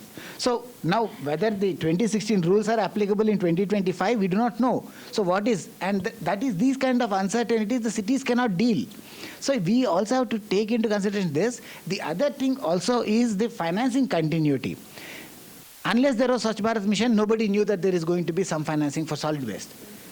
Unless there is the Amrit, nobody knows where it is. But why, like National Highways Authority of India, where there is a authority that has been created only to create highways, why isn't there a Water Authority of India? Why isn't there a Waste Authority of India? Like Goa, for an example, it has created the Goa Waste Management Company and whatnot. So why not these kind of sustainable things that can be done? So those are the things I think we have to work more. And there are a lot of examples. We should institutionalize them. Thank you. Thank you, Dr. I think all of us who have been working in this sector, especially the urban space, understand these complexities, and we are just caught up in the cycle. I mean, we know how hard people like Dr. Jayachandran and other bureaucrats work. They are swamped with things. Even in between that, they're able to think about innovation. That itself is a win. I think organizations like ours can always be that hand-holding partner where we also need to stick with them for long. I personally feel that. We should not think of like a 1 or 2 event or 1 or 2 year engagement unless we stick with them for like 5-10 years and just be there and support them. I think things can genuinely change. I have just one last question because we've been, actually let's skip it. Let's open the question to the audience. I'll skip the question to Kaushik. Any questions from the audience? Yes, ma'am.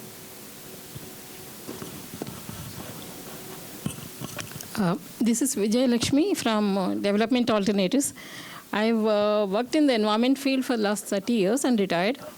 And I was hoping that things have changed. Maybe last 3 years I've been a little inactive. I was hoping to see some new ideas emerging from this workshop. But I think we are looking at old wine in the new bottle. That's it. All these things we have been hearing. But when we even talk about innovations should be happening at the scale. You talked about the scale, and I like the idea that we need to reduce the problem to manageable chunks, maybe of 50,000, 1 lakh, 2 lakh population.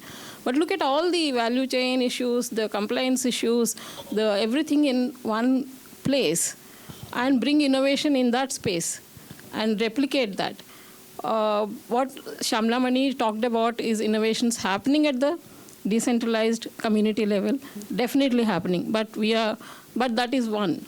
That's not holistically bringing the city level or in that manageable chunk where you see the entire Delhi in that space and see what innovations can be brought in.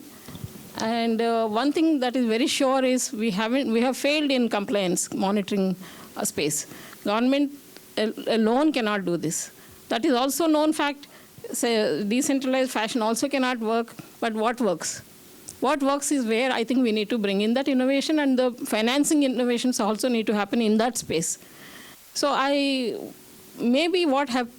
one example I used to always quote is in Sweden long ago, when they were unable to manage the batteries. Battery waste is the biggest problem. They brought in the stakeholderness, shareholding by the people itself. The managers, the city managers, the people, and the waste managers together. So public, private, community partnerships, that's where I think you need to bring in the resources, the finances, the compliance, and everybody can actually start comparing each other's performance at that level. Rather than, I think we need to come out with something highly innovative. In these sessions especially, I would like to see not just the problems and challenges are there, but I think we need to quote and bring them together and experiment all those in the coming future. Thank you.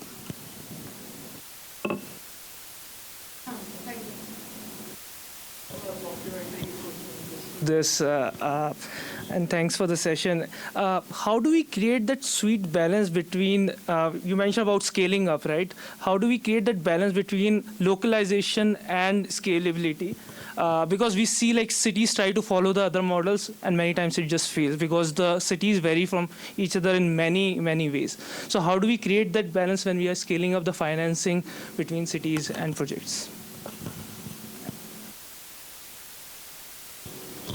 Anyone would want? Yeah, I can take up the scalability. See, I think one of the main responsibility as I was saying, is there are all these islands or drops of all of this, but where is the centralized mechanism of identifying and documenting somewhere? Like, couple of years ago, I don't know, maybe NIUA is here. There was a portal. I don't remember exactly. So there was a challenge where each of the city had to write a problem statement of what their problems are, and then that was open, and then the so-called solution providers were supposed to provide. Now that platform was a very great idea, but again, no action, right? So it's now gone. What we hear from NIUA, at least recently when I checked, they are trying to revive this whole thing. So there should be some kind of a central database of all these things that is happening, and what kind of solutions are available, and what is the so-called the uniqueness of the solution and how it can be. So that kind of a central, central repository is very important. At state also it could be done, or at the government of India or whatever. That kind of initiative has to be done. The second parallel system is, again, as I talked about the procurement system, how do we really quantify them? What can be standardized out of it? Because, when it comes to IPRs and patents, there is no standard rule. So how do we really bring that? So that is the second thing. I think Government of India, through the so-called e-portal and goods, the new e-marketplace, has done a lot in terms of allowing these agencies to participate.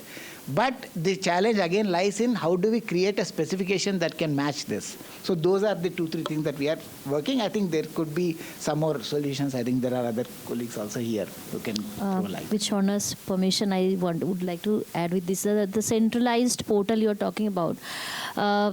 Probably we are going to have it with the draft Solid Waste Management Rules 24, that CPCB is supposed to design a centralized portal where not only the BWGs, all the waste handlers, including an MRF to waste pickers organizations, everybody has to register themselves. So the effort is being done to centralize portal and monitor through that, depending on, again, the implementation status, and also to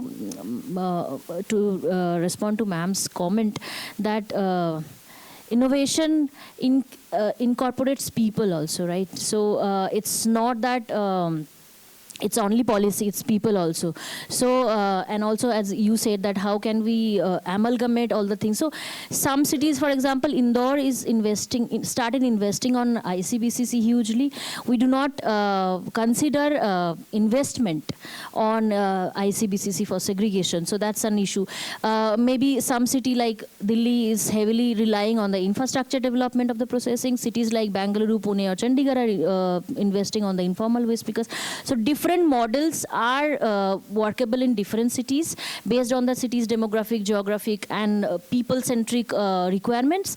So it is important to leverage this mutual learning ambience. So we learn something from where and try to fit in that which is it's replicable in my city. It's not that everything is replicable everywhere, and that is how innovation can be identified through this mutual learning. And we had two hands, Dr. Shyamla and Dr. Question or statement? Sorry, after being a panelist. But, I wanted to just respond. Kiranji was saying that all the things which are worth funding has already been taken. I don't quite agree because, there was a lot of emphasis on the dry recyclables. And today you can go and ask anybody who's running an MRF. Only 50% of it is actually being sold. The rest of it is just lying because there was so much emphasis on this plastic. And even when I very recently did a UNDP analysis for plastic waste management, and even as a researcher, as a proper lab researcher, we have been able to point out that this is a nonsensical material. This is not going to take you very far. And too much of investment was put into it. And you have something like biodegradable waste. You have plenty of it. You know what to do with it. You know what it can do for you. I mean, it can really change the scene for your fuel, your, so many other kind of needs that is required as bio-CNG or as, transport fuel, for cooking fuel. You can use it even as compost after that also. And there is absolutely no investment. And, we are talking about MRFs as if it is some kind, Bharti is not here again. We all know what is the kind of exploitation that is happening at an MRF. The people who are investing in MRFs, they talk about things like there is a leakage because the informal waste worker who comes there, he takes away some small little plastic dabba because he has to sell it. That's what they call it, leakage. That is the right of that person. That is the informal waste worker was the one who found that it had some value. Before that, the people who were investing in MRFs didn't even know about it. So I'm sorry to say the people who have been investing, so-called investors, have been really barking up the wrong mountain, and they have, just wasted money and time.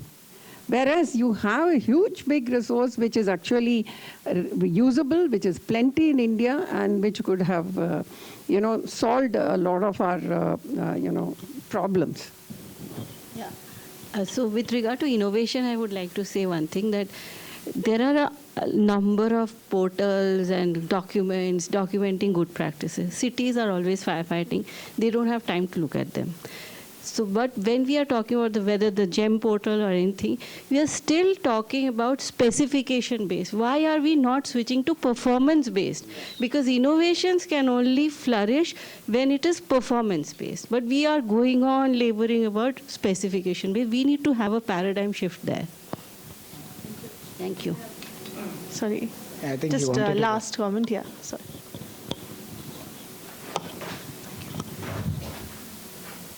Hi everyone. I'm Nitesh from Agency for Friends Development. With due respect, Shyamla ma'am, just on your comment that this informal worker are getting something from MRF. I don't know if I have not heard like that. The leakage what they discuss about is that there are number of concessionaires who are working in a city. If you see, there are multiple concessionaires. For door-to-door, there is one concessionaire. For transportation, there is some other. There for integrated mixed waste management, there is other. For MRF, there is other. Okay. What is happening during this process? All the recyclables, all the valuables are getting leaked. That is the leakage actually. And at the end, whomsoever is the private operator who is running the MRF, they are not getting the valuable recycler, and that is, I think, one of the biggest challenge. And as Mau was talking about that, there must be change in contract, it should be as per. I don't think there is any contract between urban local body and concessionaire where it is not written that it is as per SWM 2016. It is in every contract. It is there that they have to collect the waste in segregated manner. But I think it's about enforcement which is not happening. Yeah. Now we are running out of it. So there's a waste worker, there's an informal waste contractor or whatever it is. If you don't allow the waste contractor to take the dry recyclable, even if you give him 3,000 rupees more or 5,000 rupees more per month, he will not segregate your waste and bring it to the composting site, which we as BWGs have to do it. So how can you call that as leakage? We are using that as a leverage. It's not leakage, it is leverage. Yeah. And if you have created an MRF and the new rules, I saw the draft rules, it was shocking. It said the RWAs are supposed to take all the dry recyclables and go several kilometers and deposit it in some MRF. Do you think that kind of thing is going to happen? No, that's not the actual mandate. Actually, I mean, EBWGR means that you have to report through your portal and how you're managing it.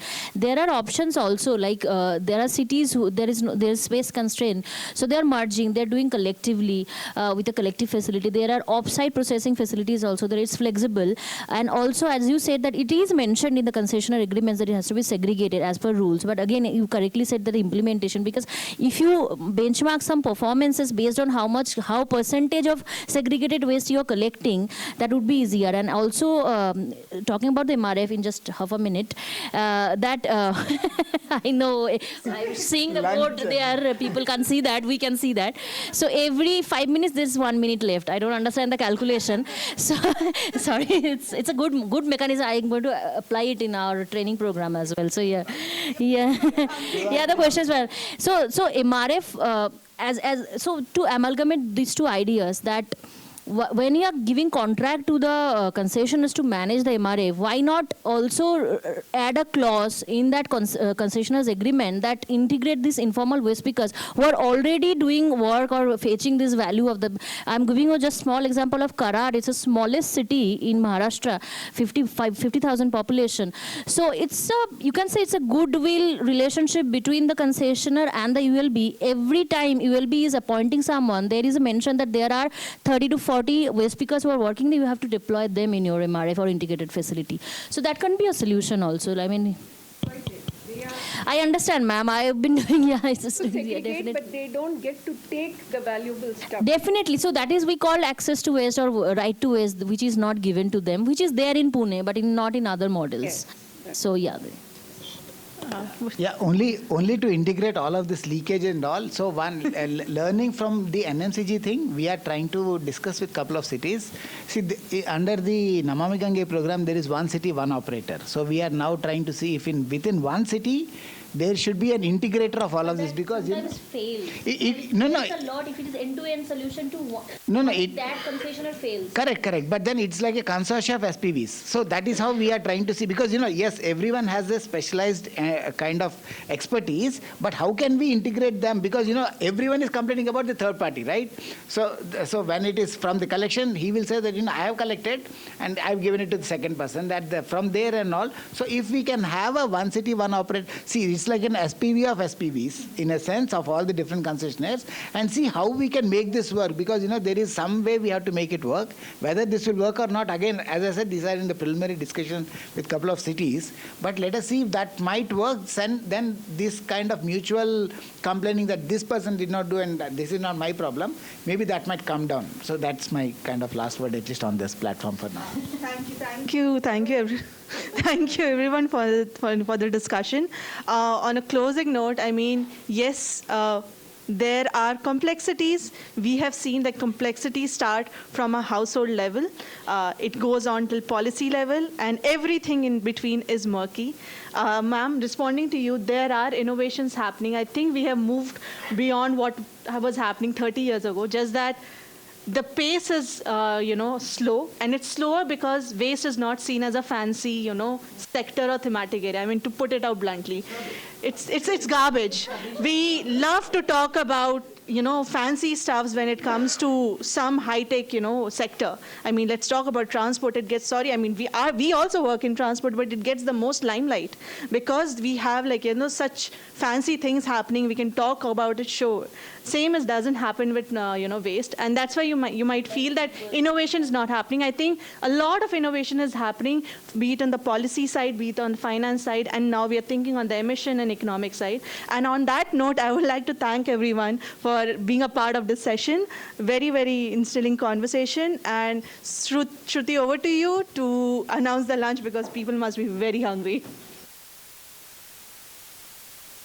Thanks a lot, Swarna, and thank you everybody on the panel. This was wonderful discussion. And thank you, Vijay Lakshmi ma'am, for your question, because that properly sets us up for the next session post-lunch.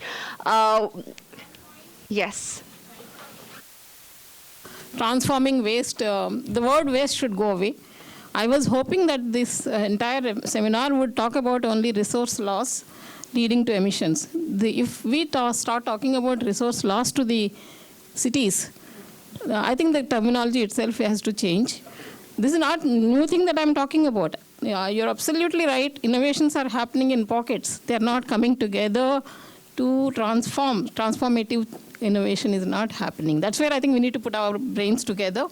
The piece of the puzzle is still there. I think what we are unable to do is putting that together in some pockets where we can actually see the results coming out. Thank you very much for that. Yes.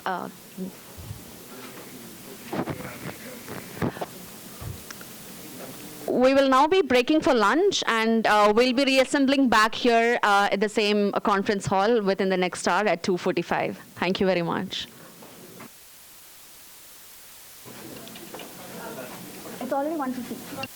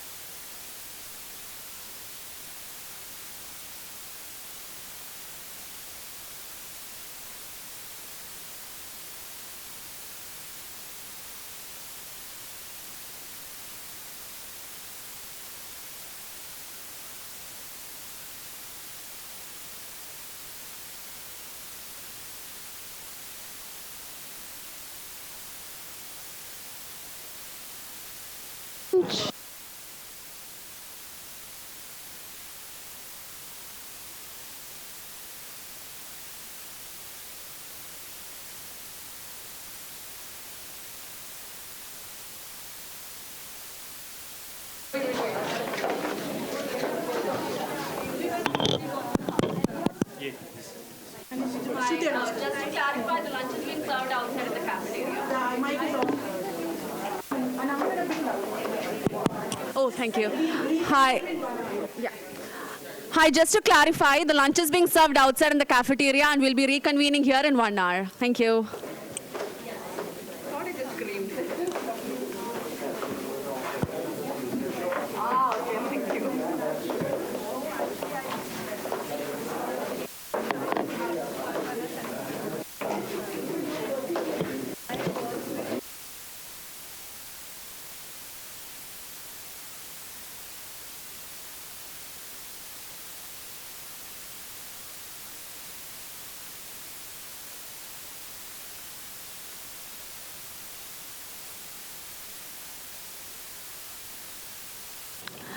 Hi, and before we move into the third and final segment of the day today, I hope you have been following our social media handles.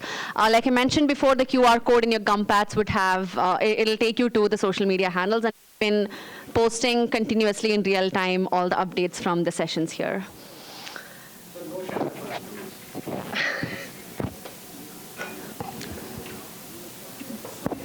He has joined online.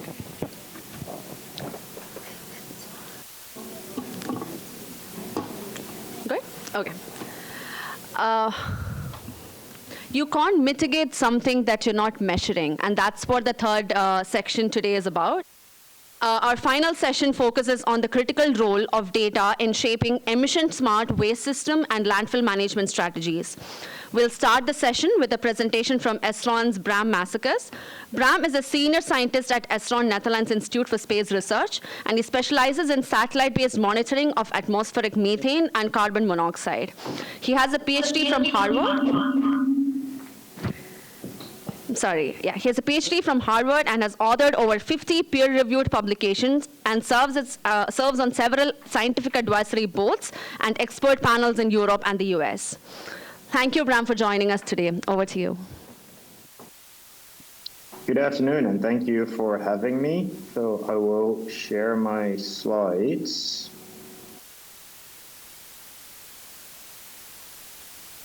All right. Hope that all works well. Looks like it.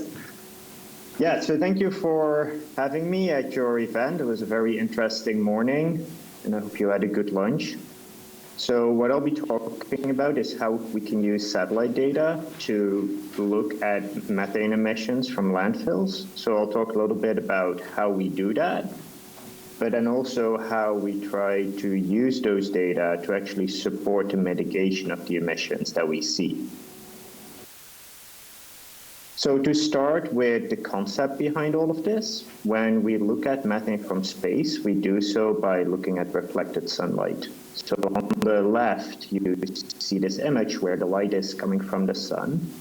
It's going down through the atmosphere, and then it's reflected by the surface, being bounced back up to the satellite. And along that light path, light at specific wavelengths or colors gets absorbed by different molecules, such as methane. And that way, they all kind of leave their own fingerprint in the light that reaches the satellite. By then looking at how much light has been taken away, we can estimate how much methane is present in the atmosphere. And there are several satellite instruments that do that. One of them is the Tropomi instrument. And every single day, it observes methane everywhere around the world, as shown in the animation on the right. So we have these methane concentrations that we measure everywhere around the world, and then we can zoom in to places like Delhi, where here in this image, in the zoomed-in panel, we see our individual observations that cover an area of about 7 by 5.5 kilometers. So each of these rectangles is one of our observations, and the more red they are, the more methane is present in the atmosphere. And here you see that downwind of the city of Delhi, we see these enhanced methane values. So we kind of see a plume that's moving with the wind towards the southeast. Now with Tropomi, we can look everywhere on a daily basis, but it's hard to pinpoint these emissions to specific facilities, because obviously within an area of about 7 by 5.5 kilometers, there can be a lot of different emitters. So that is why we combine Tropomi with a number of high-resolution instruments. And the first one that successfully did this was the GHGSat instrument. So this is a Canadian instrument that can observe methane at a resolution of 25 meters, but it can only do so for limited spatial domains. So it really needs to know where to zoom in to spot one of these methane plumes. So this is work that we published in 2022. So this is all still like a very recently developing field. The developments are going quickly. And here it shows a methane plume coming from the Ghazipur landfill. Now, in interpreting these images, we always have to do an additional step where we convert the image of a static plume to an emission rate that's responsible for the plume that we see. An important translation there is the incorporation of wind speed. because we need to know how quickly the wind is blowing the methane away to know what kind of emission rate is responsible for a plume that we see. So that's also one of the uncertainties we have in our quantification, where local wind speed estimates can be really helpful. So on this particular day, we found emissions of about 3.8 tons an hour. Now, we don't just see these landfill emissions in Delhi. We actually see them everywhere around the world. So this is an image from a survey paper that we recently put up for publication. And it just shows sites where between 21 and 22, GHGSat has observed large emissions from landfills. Now, because they have to zoom in, this isn't a complete map yet, so they haven't looked everywhere over this time period. But it does show you that we see these large emissions on all the continents in a lot of different places. And the satellite data here can also be used to kind of prioritize mitigation focus, saying, okay, well, we're going to look at the largest landfills first when it comes to methane emissions. In addition to GHGSat, there are now more high-resolution satellite observations available. A key one is the Carbon Mapper initiative, which has recently started to put out data. And in addition to that, there are several so-called hyperspectral imagers. So these are public instruments that aren't originally designed to look at methane, but we can still look at methane emissions with them. An example is shown here from NMAP, where on the left we have an overview of Delhi, where we have 3 different plumes in one image. And there on the right, we see the plumes that we saw at 3 different landfills in Delhi. So by putting all of this information together in a consistent way, we can start to get a pretty good idea of total emissions, for example, looking at urban emissions using Tropomi, and then zooming into these different sites using the different satellite instruments. Now that brings me to the project that we have with the Global Methane Hub and GHGSat. So this is called the Targeting Waste Emissions Observed from Space project, or TWOS. And the aim here really is to go from data to supporting action. So in this project, we are monitoring methane emissions on a monthly basis for at least 10 different sites in the world. Those are shown by the green circles here. And also some of the images show examples of landfills that we look at. So the idea here is that we take our observations, we analyze them, and then we communicate about those data to local partners that can then use the data for their emission mitigation initiatives. So I just want to finalize by showing some examples of how those data can be used. We've already talked about prioritizing certain sites. Another thing we can do is to support the baselining of emissions. So this is a time series showing estimates that we have based on GHGSat from the Ghazipur landfill in 2023 and 2024. And here you can see that the individual quantifications all have some uncertainty, for example, for the coming through the uncertainty in the wind. But you also see that when you look at these uncertainty ranges, they mostly overlap. So we can get a pretty stable average emission estimate. And for this period, that's about 2.3 tons an hour. When we then compare that to WasteMap, which will later also be featured, they have an estimate of 2.1 tons an hour. So that's more of a bottom-up estimate based on climate trace data. And by doing these kind of comparisons, we can also identify potential uncertainties in modeling estimates. I think that's where the real value is of these satellite data, when we compare it to really detailed modeling efforts to estimate how much methane is emitted by these landfills, and then make sure that what we see from space is consistent with what we see with modeling. Because that way we know that we have a model that represents the emissions that we see, and we have a model that can be used to predict how different mitigation efforts could actually reduce emissions. And the incorporation of local data through models, but also in the interpretation of the satellite data is really valuable and helps us to get more out of the data. Like, for example, knowing what is going on at the landfill when we interpret these kind of observations, or incorporating local wind data. Something we're also working on are comparisons with some ground-based observations and aircraft observations for specific sites. And I think that way we can also make sure that all of those estimates give us a consistent picture. Those efforts are mainly focused on a landfill in Madrid in Europe, for example, where we're planning a big campaign in a couple of weeks. And with the satellite data, we can actually go beyond just getting a site level estimate. So here I'm showing two plumes, one from June in 2023 and then one from November. And you actually see that where the emissions come from shifts. So the wind direction is different on the 2 days, but also where most of the methane originates varies. And what we found based on comparing to visual imagery is that often the methane mainly originates where waste has recently been added to the landfill. That's also very much true for landfills that use covers, where there's only a part of the landfill where they're adding waste, and that will be where the methane is in like a pretty concentrated way coming from. But also for gas decor, we see that the emissions shift over time. And we can track that from space as well using visual imagery from different dates. Here actually see that the backgrounds are slightly different, and that's because they come from about the same date as the GHG-SAT observation. So really trying to combine different things to get a better understanding. And then on the right, for a period of our monitoring, you see an emission heat map where we've combined the different observations to kind of pinpoint where most of the emissions are coming from.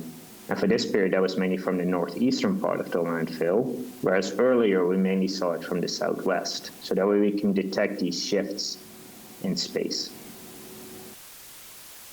So overall, I think we can get a better and better idea of what methane emissions from waste are like using satellite observations. And the real challenge will be to combine that with all the other available data and to collaborate with local partners to try to use these data to support the reduction of the emissions that we're seeing. Thank you.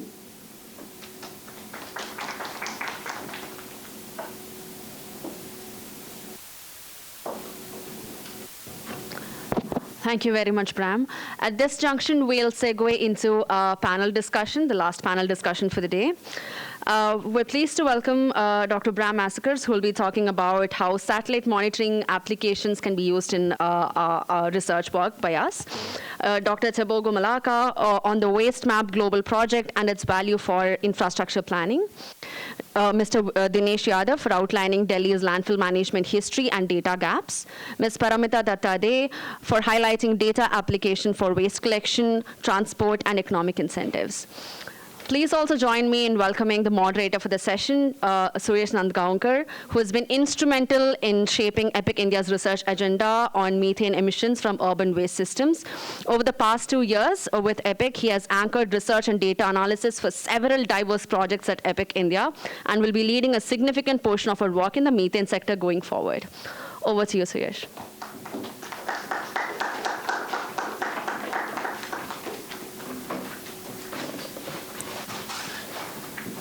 Thank you.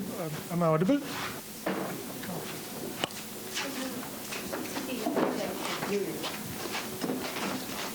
Thank you, Shruti and Dr. Massakers. Am I audible? No. Yeah.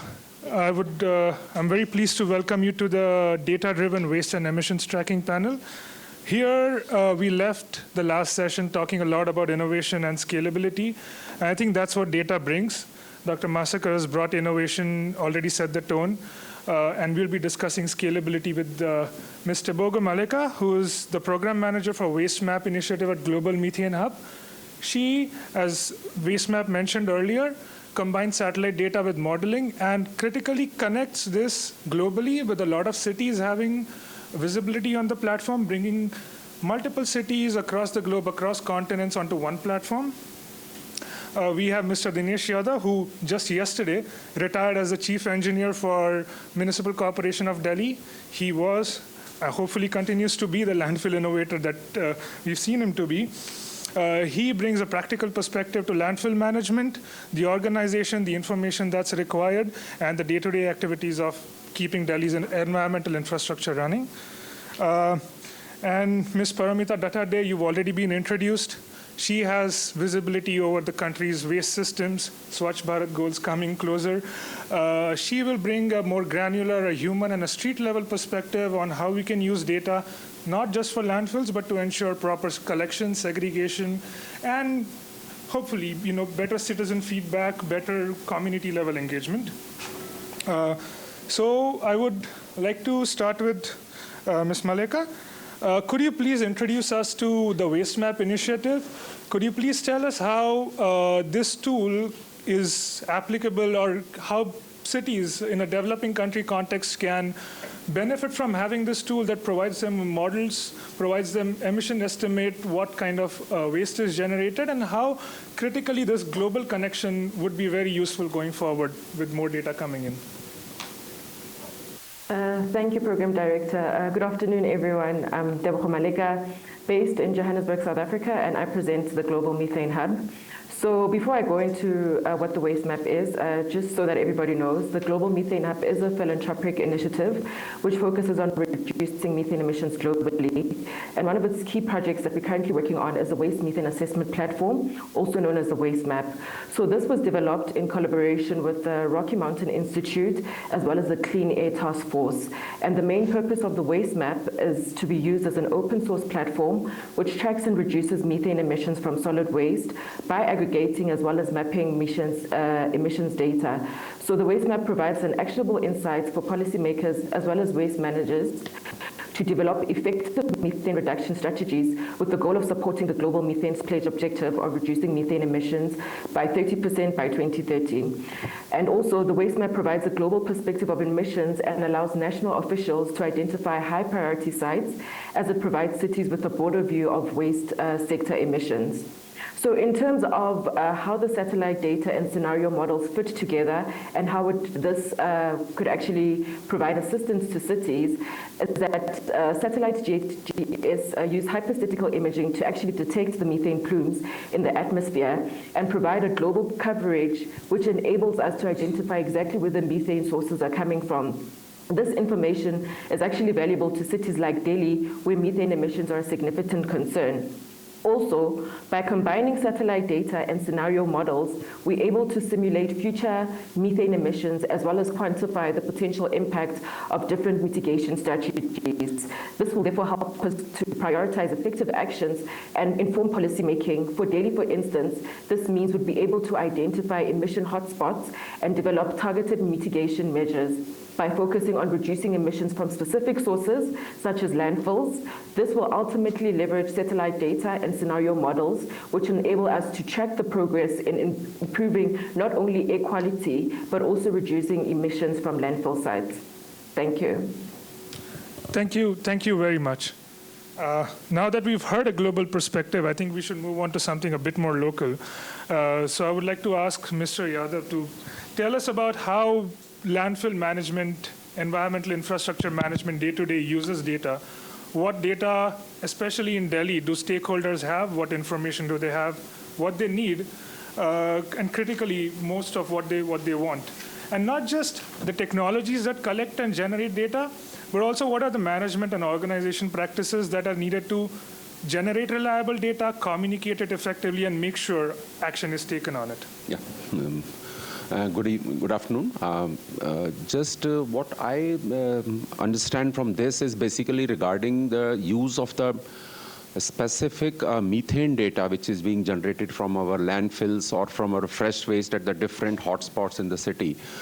So if we see that part, basically, at present, in terms of data, we have the collection and the transportation data with us.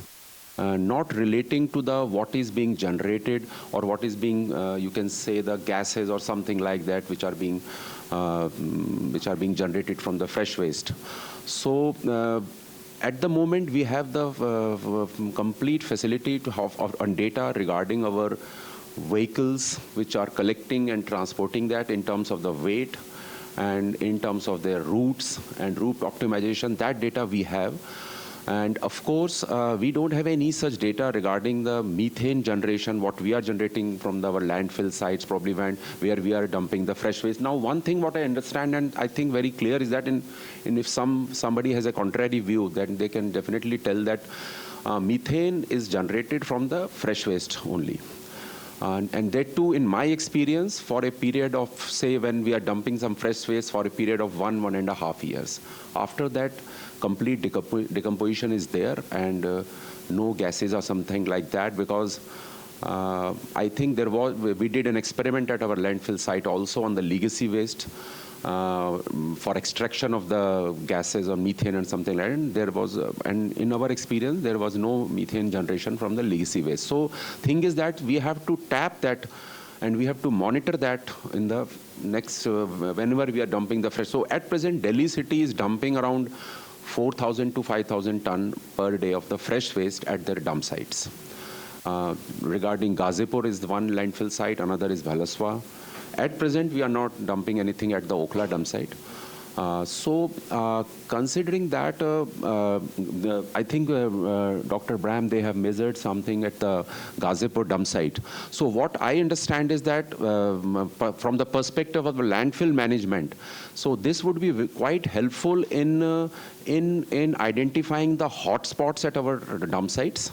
Where we can just identify them, and especially in the summer season when we experience very extreme fires at our dump sites also. So in case, suppose we have some data regarding the methane generation, I don't know, I may be corrected also, that we can have in hotspots regarding the methane generation, so we can identify those spots, we can take the preventive action, so that at least we can prevent the landfill fire, because landfill fires are something which are happening, and they are generating lot of air pollution, lot of smoke, and that is visible to the public, that is an eyesore to the public. So that is the consequence of basically tapping the methane part of that thing. So I think we are in the process of signing an MOU with the Global Methane Hub also. That is under process. In fact, last time when I was in the department, so that had gone quite far. So hopefully we will be doing that exercise, and then we will just evaluate and then the results, that what is that. But our main focus is, if in case it helps us in identifying the hotspots well in time, before that hotspots become a fire-prone area. So if we can identify those areas, we can definitely take the preventive action by just sealing that part with some inert material or with some C&D waste, so that landfill fire is not there. So I think that's all. Thank you very much for bringing together two of EPIC India's most favorite topics, air pollution and also methane.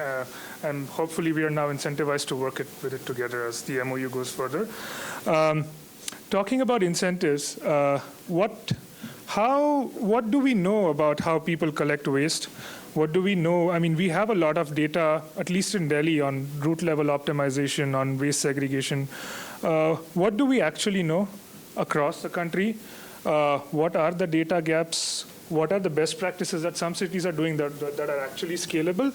And how do we use this data to start creating good quality waste that can go into other disposal sites such as CNG, bio-CNG plants, or better waste to energy, less polluting ones?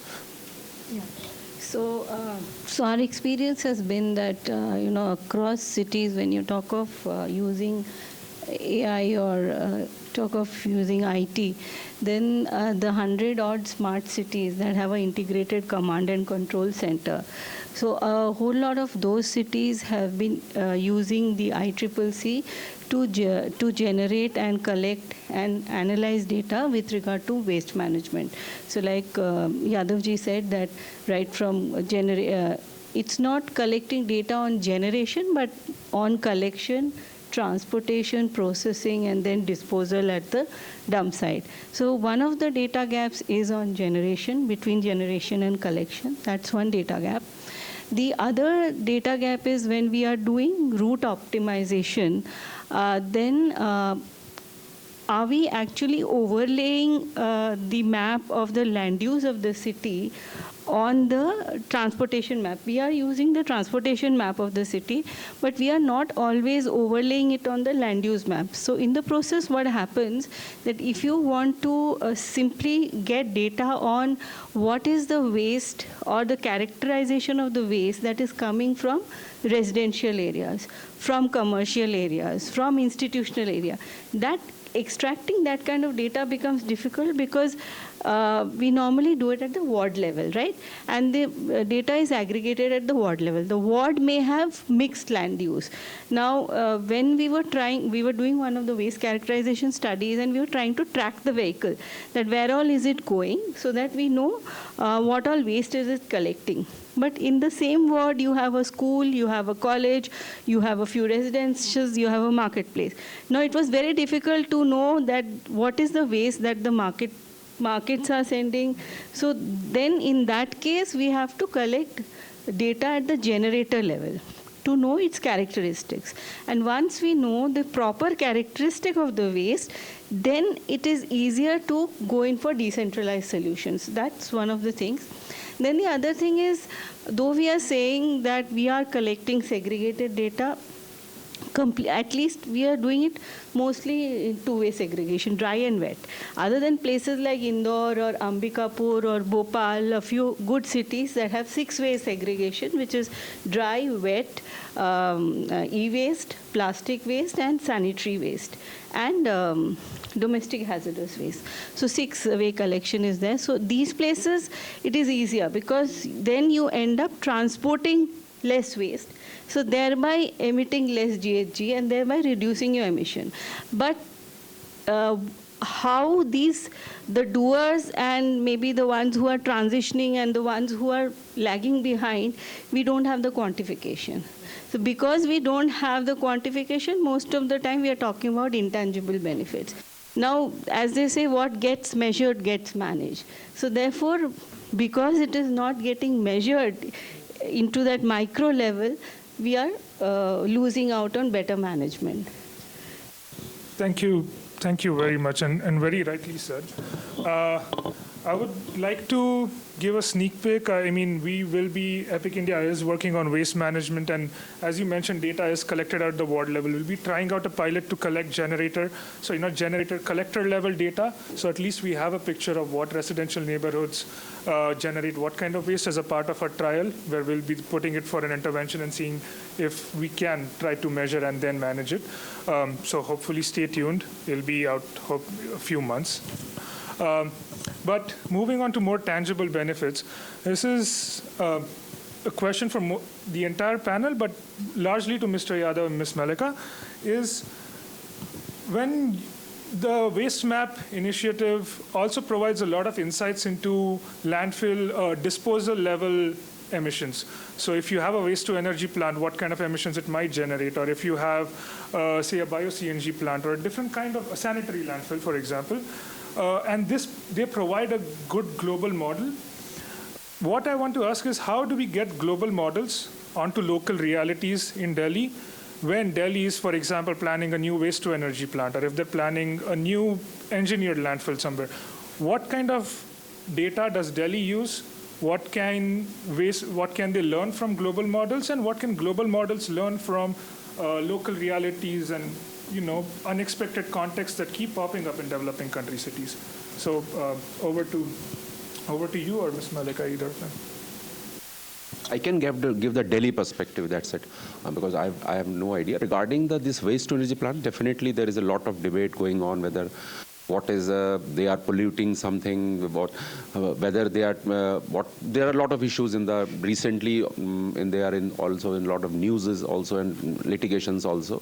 So still, but what I feel is that in Delhi city, in my experience, the solution, because Delhi is generating around more than 11,000 tons per day of the waste. So that is then this quantum of waste, you cannot expect that to have some very easy solution for it. So we have to go for multiple type of things, especially decentralized way, as ma'am said, that we have to have the monitoring of the bulk waste generators, where we can tap them at the local level. Of course, we can tap the bulk waste generators, and we can just force them to do the waste segregation and this composting part of at their own level.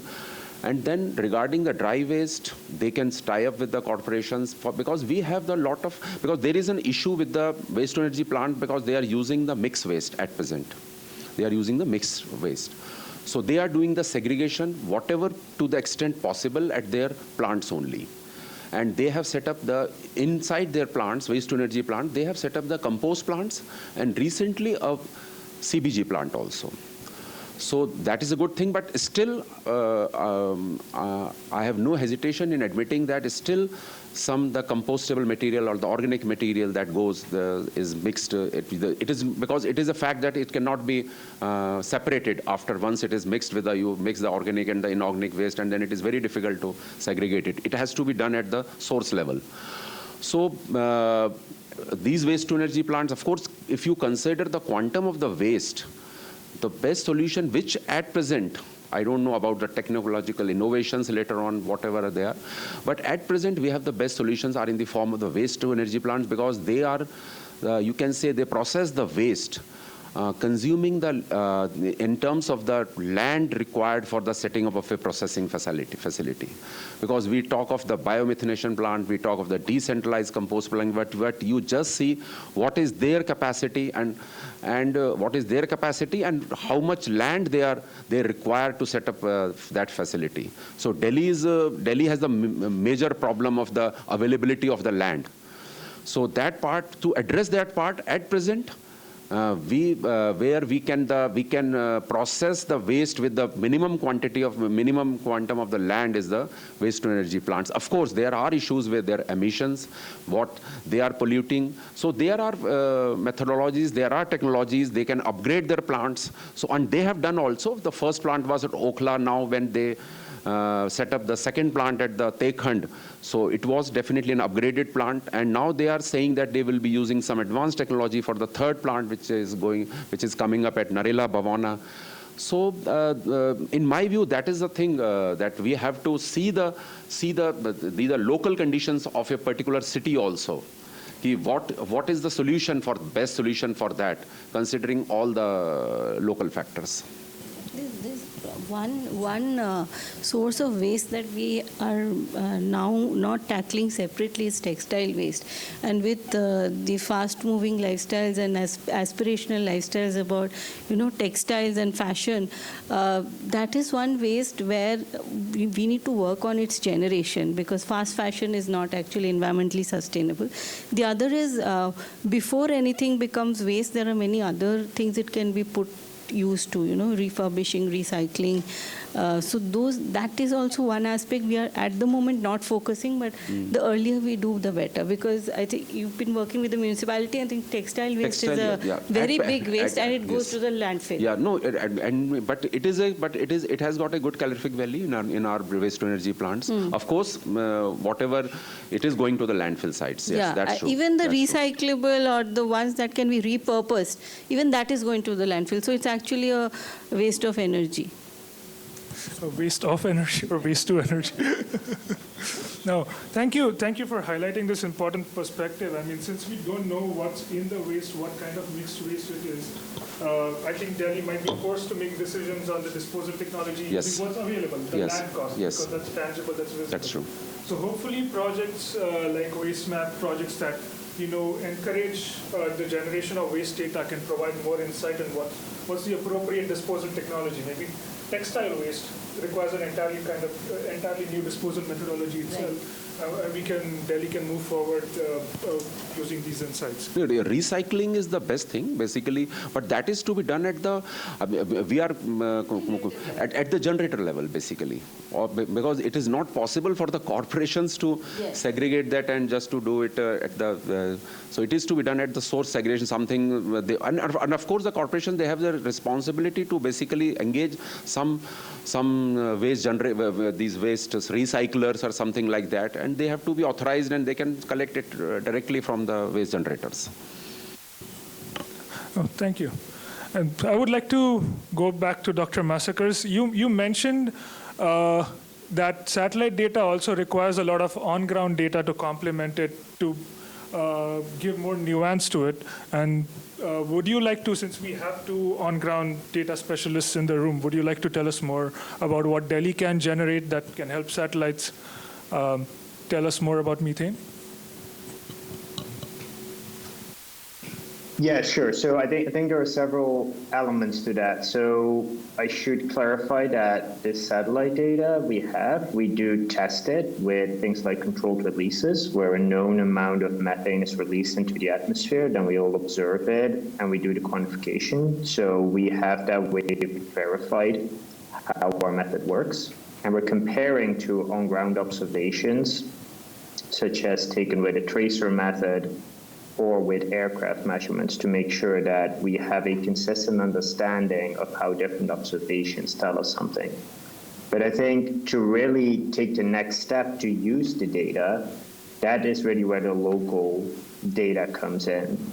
Because when we look with the satellite, we only see the end product, right? We see the final methane emissions coming from the landfill. So anything that happens before in terms of waste generation or practices at the landfill, that is really a local affair. So that is also, I'm very happy we've been able to work with EPIC for Delhi specifically.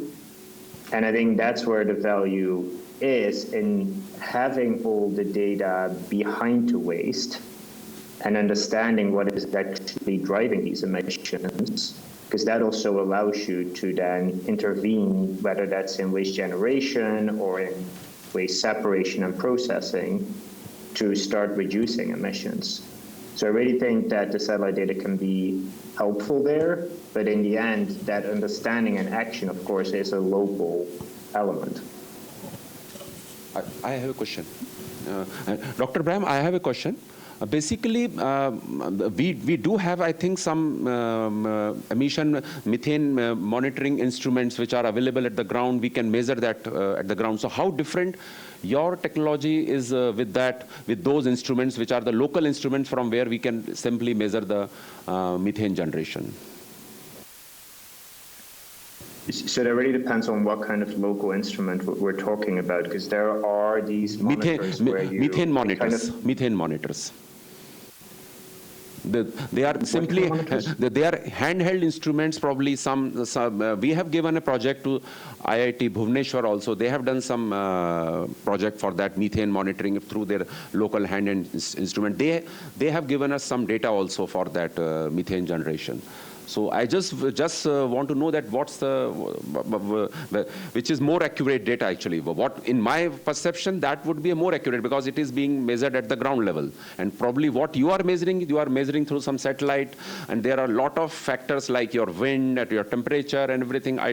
So have you collaborated your data with some ground level monitoring or something like that?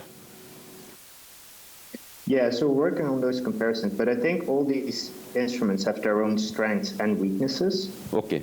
Because if you work with a handheld monitor where you really have to walk across the landfill, yes, it's really hard to cover the entire thing. And it may be hard to get to some places of the landfill where actually most of your emissions are happening. And it's a very labor-heavy process.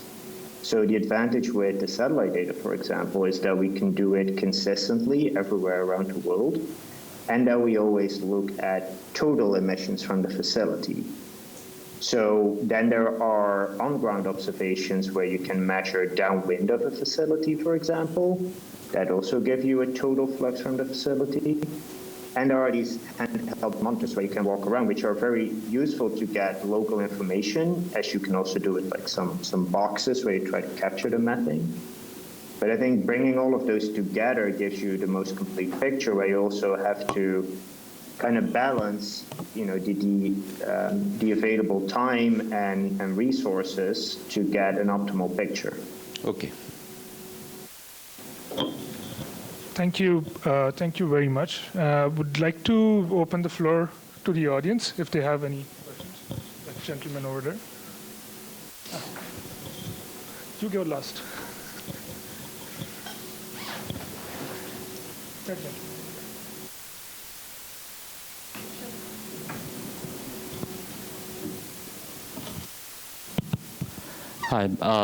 Hi. My question is for Dr. Bram. So the map that you were showing, hotspot for methane emissions from a landfill, if you corroborate that data with vehicles that are coming to the landfill, you know the weight, vehicle number, route, can a map be reverse engineered in a way to identify potential areas in a city which are sending segregated waste, non-segregated waste, or waste with more organic matter, in a way to identify the source of that waste? Are these bulk waste generators or certain wards of the city which could, improve the enforcement or something? Because currently we know from the landfill, the map that you're showing, how much of the emission is there, are there any variations? But can we sort of use that logic to identify which areas are sending those? Because now I think MCDs, all of their vehicles are GPS enabled. So we know exactly where that waste is coming from, at what time did they dump it at the landfill, right, with the weight. And then from this map, we know what part of the landfill that vehicle went in and how much emission did it change. So is that something like you have thought of, or has it been tried anywhere in your project? So just that I understand the question correctly. So the idea is that if you know exactly which waste is deposited, you could get an idea of what the waste is that emits most based on the satellite data? If I could rephrase the question, if you know the point at a landfill which is generating methane, and since we have GPS-enabled vehicles, we could know the vehicle that dumped the waste at that point, and then we could track where that waste came from. Is that what you're trying to say? Yeah. Okay, so I think there are a couple of elements there. I think there's a lot of local information that you're using there. So I think it again shows the importance of having the local information. I think the satellite data does have limitations in being able to pinpoint exactly where emissions are coming from. So the spatial resolution of our observations is about 25 meters. So we wouldn't be able to track individual trucks, right? And we are really capturing the big sources. So we have a detection limit of about 100 kilograms an hour. So that also means that if you have very small piles of waste that aren't in a big landfill where everything is adding up to a big plume, those are emissions that you can't really detect from space. So I think there is a lot of potential in combining the different flows of data, but there are also limitations of what we can do from space. And I think in terms of combining the different data flows, that's something where WasteMap can also play a role, where maybe it's good to go to Tobago, because I think she had dropped out when she was going to answer previously. I think I'll just add to it. Basically, the vehicles which are coming to the dump site and dumping that, those are the secondary collection vehicles. They are not the primary collection vehicles. So the waste is being collected from the waste generators through the primary vehicles, then it is being dumped at the SCP secondary collection points. From there, it is going to finally to the dump site. So I don't think it is possible to track from the secondary vehicle from where that waste has come. No. Vehicle number is only... I'll tell you what. We did a characterization composition study and we struggled with this. So that's what we did. We tried to map the city and say if we want primarily residential waste. But that doesn't happen because our wards have mixed land use. And even if on your land use map it is showing that it's primarily a residential area, when you actually walk through the area, you realize there is commercial, there is institution, there's everything. And otherwise also all the waste from the residential area or from the commercial area, it is being dumped at a secondary collection point. It is mixed at that point. Even at the primary, it is getting compacted. When it goes from the primary collection to the refuse transfer station, which is your secondary collection point, before going to the secondary collection point, it is getting compacted. Then from secondary collection point to landfill, it is further getting compacted. Yes. So it is very difficult to actually Mixed and compacted. Mixed and compacted. And then it becomes absolutely almost impossible to segregate at the landfill level. Yes. That is why we are talking about segregation at source. And if we want a realistic data, it has to be at the generator level, where you can pilot a study in a few wards which have different characteristics, and then find out what does an institutional waste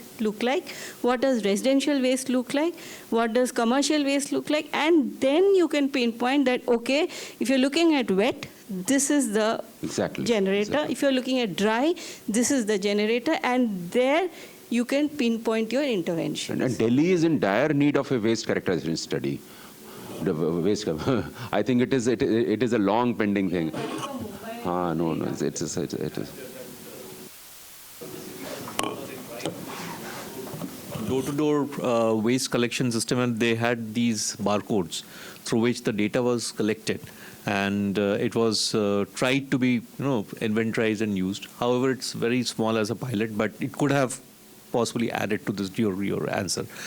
I had a different question to Dr. Bram. Just to barcode is only for the reference point to ensure that the vehicle has come at that point. Yeah. And collected. That is the only use of the barcode. It cannot give you data regarding what is the type of waste and what is the quantity of the waste. That's In Mumbai, they actually do that. What? A lot of private vendors, when they're collecting waste from door to door, they do. They have a barcode on each door. Right. And when they collect the waste, they automatically sort of scan the barcode to take track of what waste they've collected, wet and dry, whether it's mixed or not. So they are feeding at that point only? Yes. How is it possible? No. How is it? I don't think it is possible also that how they. It was experimented in. Okay. What they did was they had these small watches with the vendors, and they were trying to give data to the some training to these people who are collecting waste, and so that from the point where it's collected, they can at least put some initial data about it is segregated, not segregated, the quantum of waste, etc. as well. But it's a very tedious process because the data being one, these modules, these small handled modules, they were expensive. Second is the training was not that comprehensive to be done, and the data management is the third problem. Ms. Marika, do you have more to add on how segregation and segregation data and waste map data can work together to give a better picture of how a waste infrastructure system should be planned? Yes, just to add what Bram has said and what the other panelists are saying, I think to fully realize the potential of the waste map as well as satellite-based emissions monitoring in Delhi, it's very important that we have a robust data infrastructure that is required to collect, analyze, as well as share methane emissions data. So this obviously starts at the source, which is segregation at source programs that need to be implemented. Secondly, I feel like collaboration between government agencies, research institutions, as well as private sector stakeholders is essential to leverage expertise as well as these resources that are required. And then another one is capacity building and training programs, which are necessary to develop local expertise in terms of satellite data analysis, as well as interpreting those results so that they can be utilized correctly. And finally, I would say integrating methane monitoring into existing urban planning and waste management frameworks will also enable Delhi to make a data-driven decision as well as maximize the opportunities of these technologies that we're speaking about. Thank you. I think with maybe Tobago, if you can speak about the decision data support tool that WasteMap offers, which is very granular, can help with the hand-holding of that particular city. And we've done one or two deep dives, right, in India and other countries. Would you like to speak about that, if it's relevant for this conversation? You'll have to unmute. Oh, sorry. In terms of the decision support tools of the waste map, just a way to explain it, we've got something called a country deep dive, which is a global high-level waste data and granular subnational information collected, and this is enhanced through country deep dive engagements. So on the country deep dive, we've got countries such as India, USA, Mexico, Colombia, Ecuador, Nigeria, Philippines, as well as Brazil. So in terms of the direct reach, it helps with multi-level political engagement. And in this work, we're working specifically with the Low M initiative, and it continues to leverage the waste map as the main tool for planning and project planning, as well as decision supporting.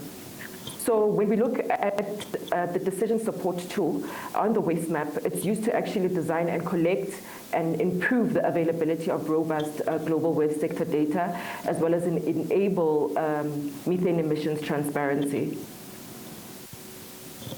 Thank you. And I believe we had one more question from...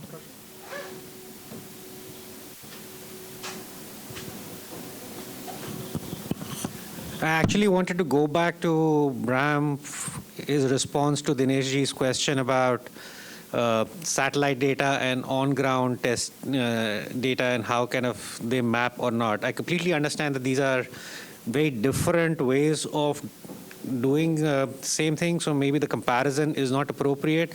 But in the end, the metric that you're coming up with is a volume of methane. So in the work that you have done, is there a fair degree of correlation between these two measuring tools? And if there is, what would be a standard deviation or variance that you should kind of expect so that you know which one of these two tools is more appropriate to use in a particular context?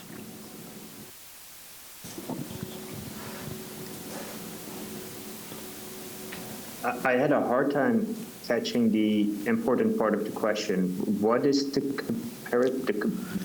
what two things would you like to compare? So on-ground testing or on-ground measurement and measurement using satellite data, I recognize that it's hard to correlate these two or add up these two as kind of a simple way of measuring whether they are the same or not, but there has to be a degree of correlation between the two or a degree of variance.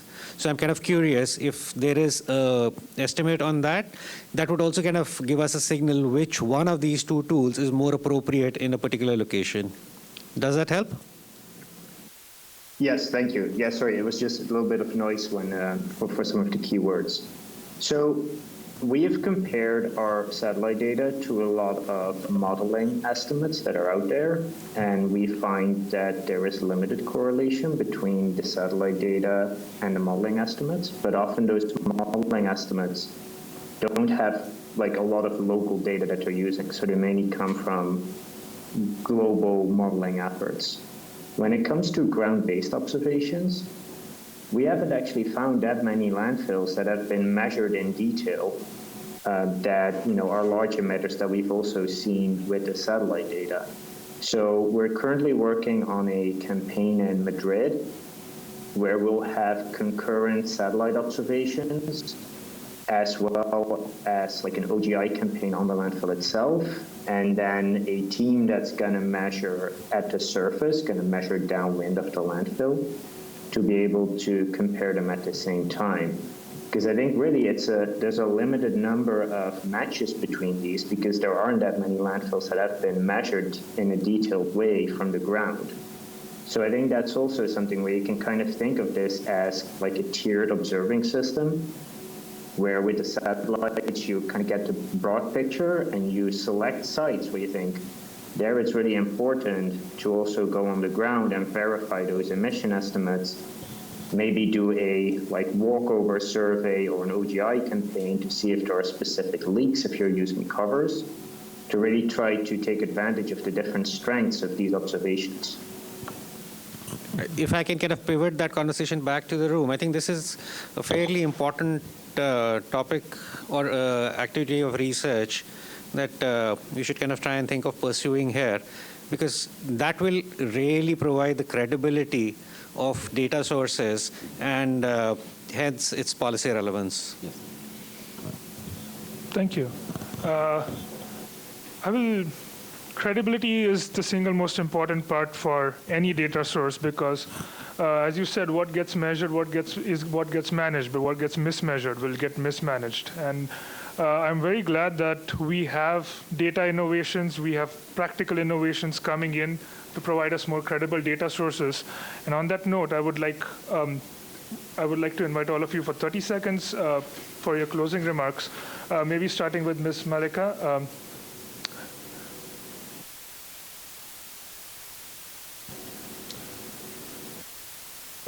Would you like to provide a closing remark, a short closing remark? Sir, there's some audio issue. Okay, Dr. Massacres, would you like to go? Yeah. Sure. Yeah. I mean, I think we've seen, from my perspective, like a big revolution of what we can do from space. I think that provides a lot of exciting opportunities, but it doesn't provide solutions by itself. So I think we and others in the satellite community are very excited about working together with local partners to help initiatives that may have already been ongoing for years, to try to help support those kind of initiatives with this new source of data to actually try to support realization of emission reductions. Thank you. Yeah, so first of all, I think one needs to have data which is integrated so that it's comparable at the city level. And especially for larger cities, it would be worthwhile to do a characterization composition study for maybe different, because we have more than 4,800 cities in India. So maybe sample out a few larger cities, few medium-sized cities, and a few smaller-sized cities to understand the data that is coming out of cities, and then look at how we can manage them. So one is about the waste characteristic, the other is about emission. And this has to be integrated into the management information system that is already there for the Swachh Bharat mission, so that we can use that data to look at policy and other processing solutions. Actually, my concern is regarding basically how credible is that data, because that is the most important thing in the part. So I think it needs to be verified. It needs to be collaborated with at the ground level, and then only we can use it for the purpose, basically. So still, with due respect, that I still have doubts that how can we pinpoint a particular point from a satellite data, and that to exactly that point. And so it needs to be, I think, a lot of the research is to be done at the ground level also, and then we need to collaborate with that. That's it. Thank you very much. And you're very right, research is to be done, and we will be doing more of it going forward. Thank you for your insights. I mean, these are all directions that EPIC India will be moving in for waste management studies, collecting more data, creating data-driven insights, and most importantly, generating credible evidence that's tried and tested and can be replicated. And we do this in practice. Even the panel format is very technology heavy. It's not in person, yeah. So on that note, thank you all for attending this panel, and over to you.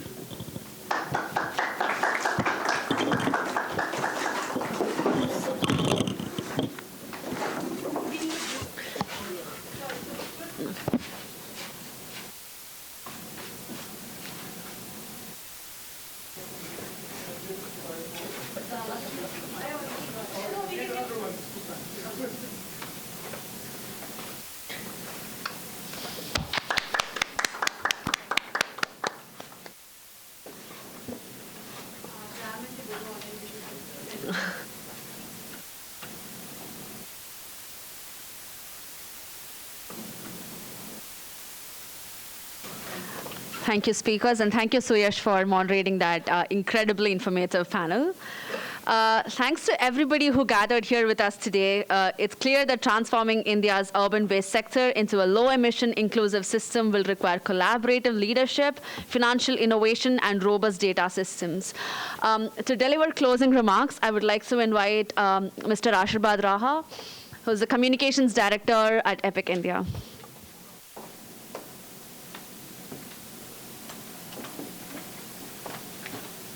Good afternoon, everyone. So after a rainy start, it seems like we had incredible few hours of learning and knowledge sharing.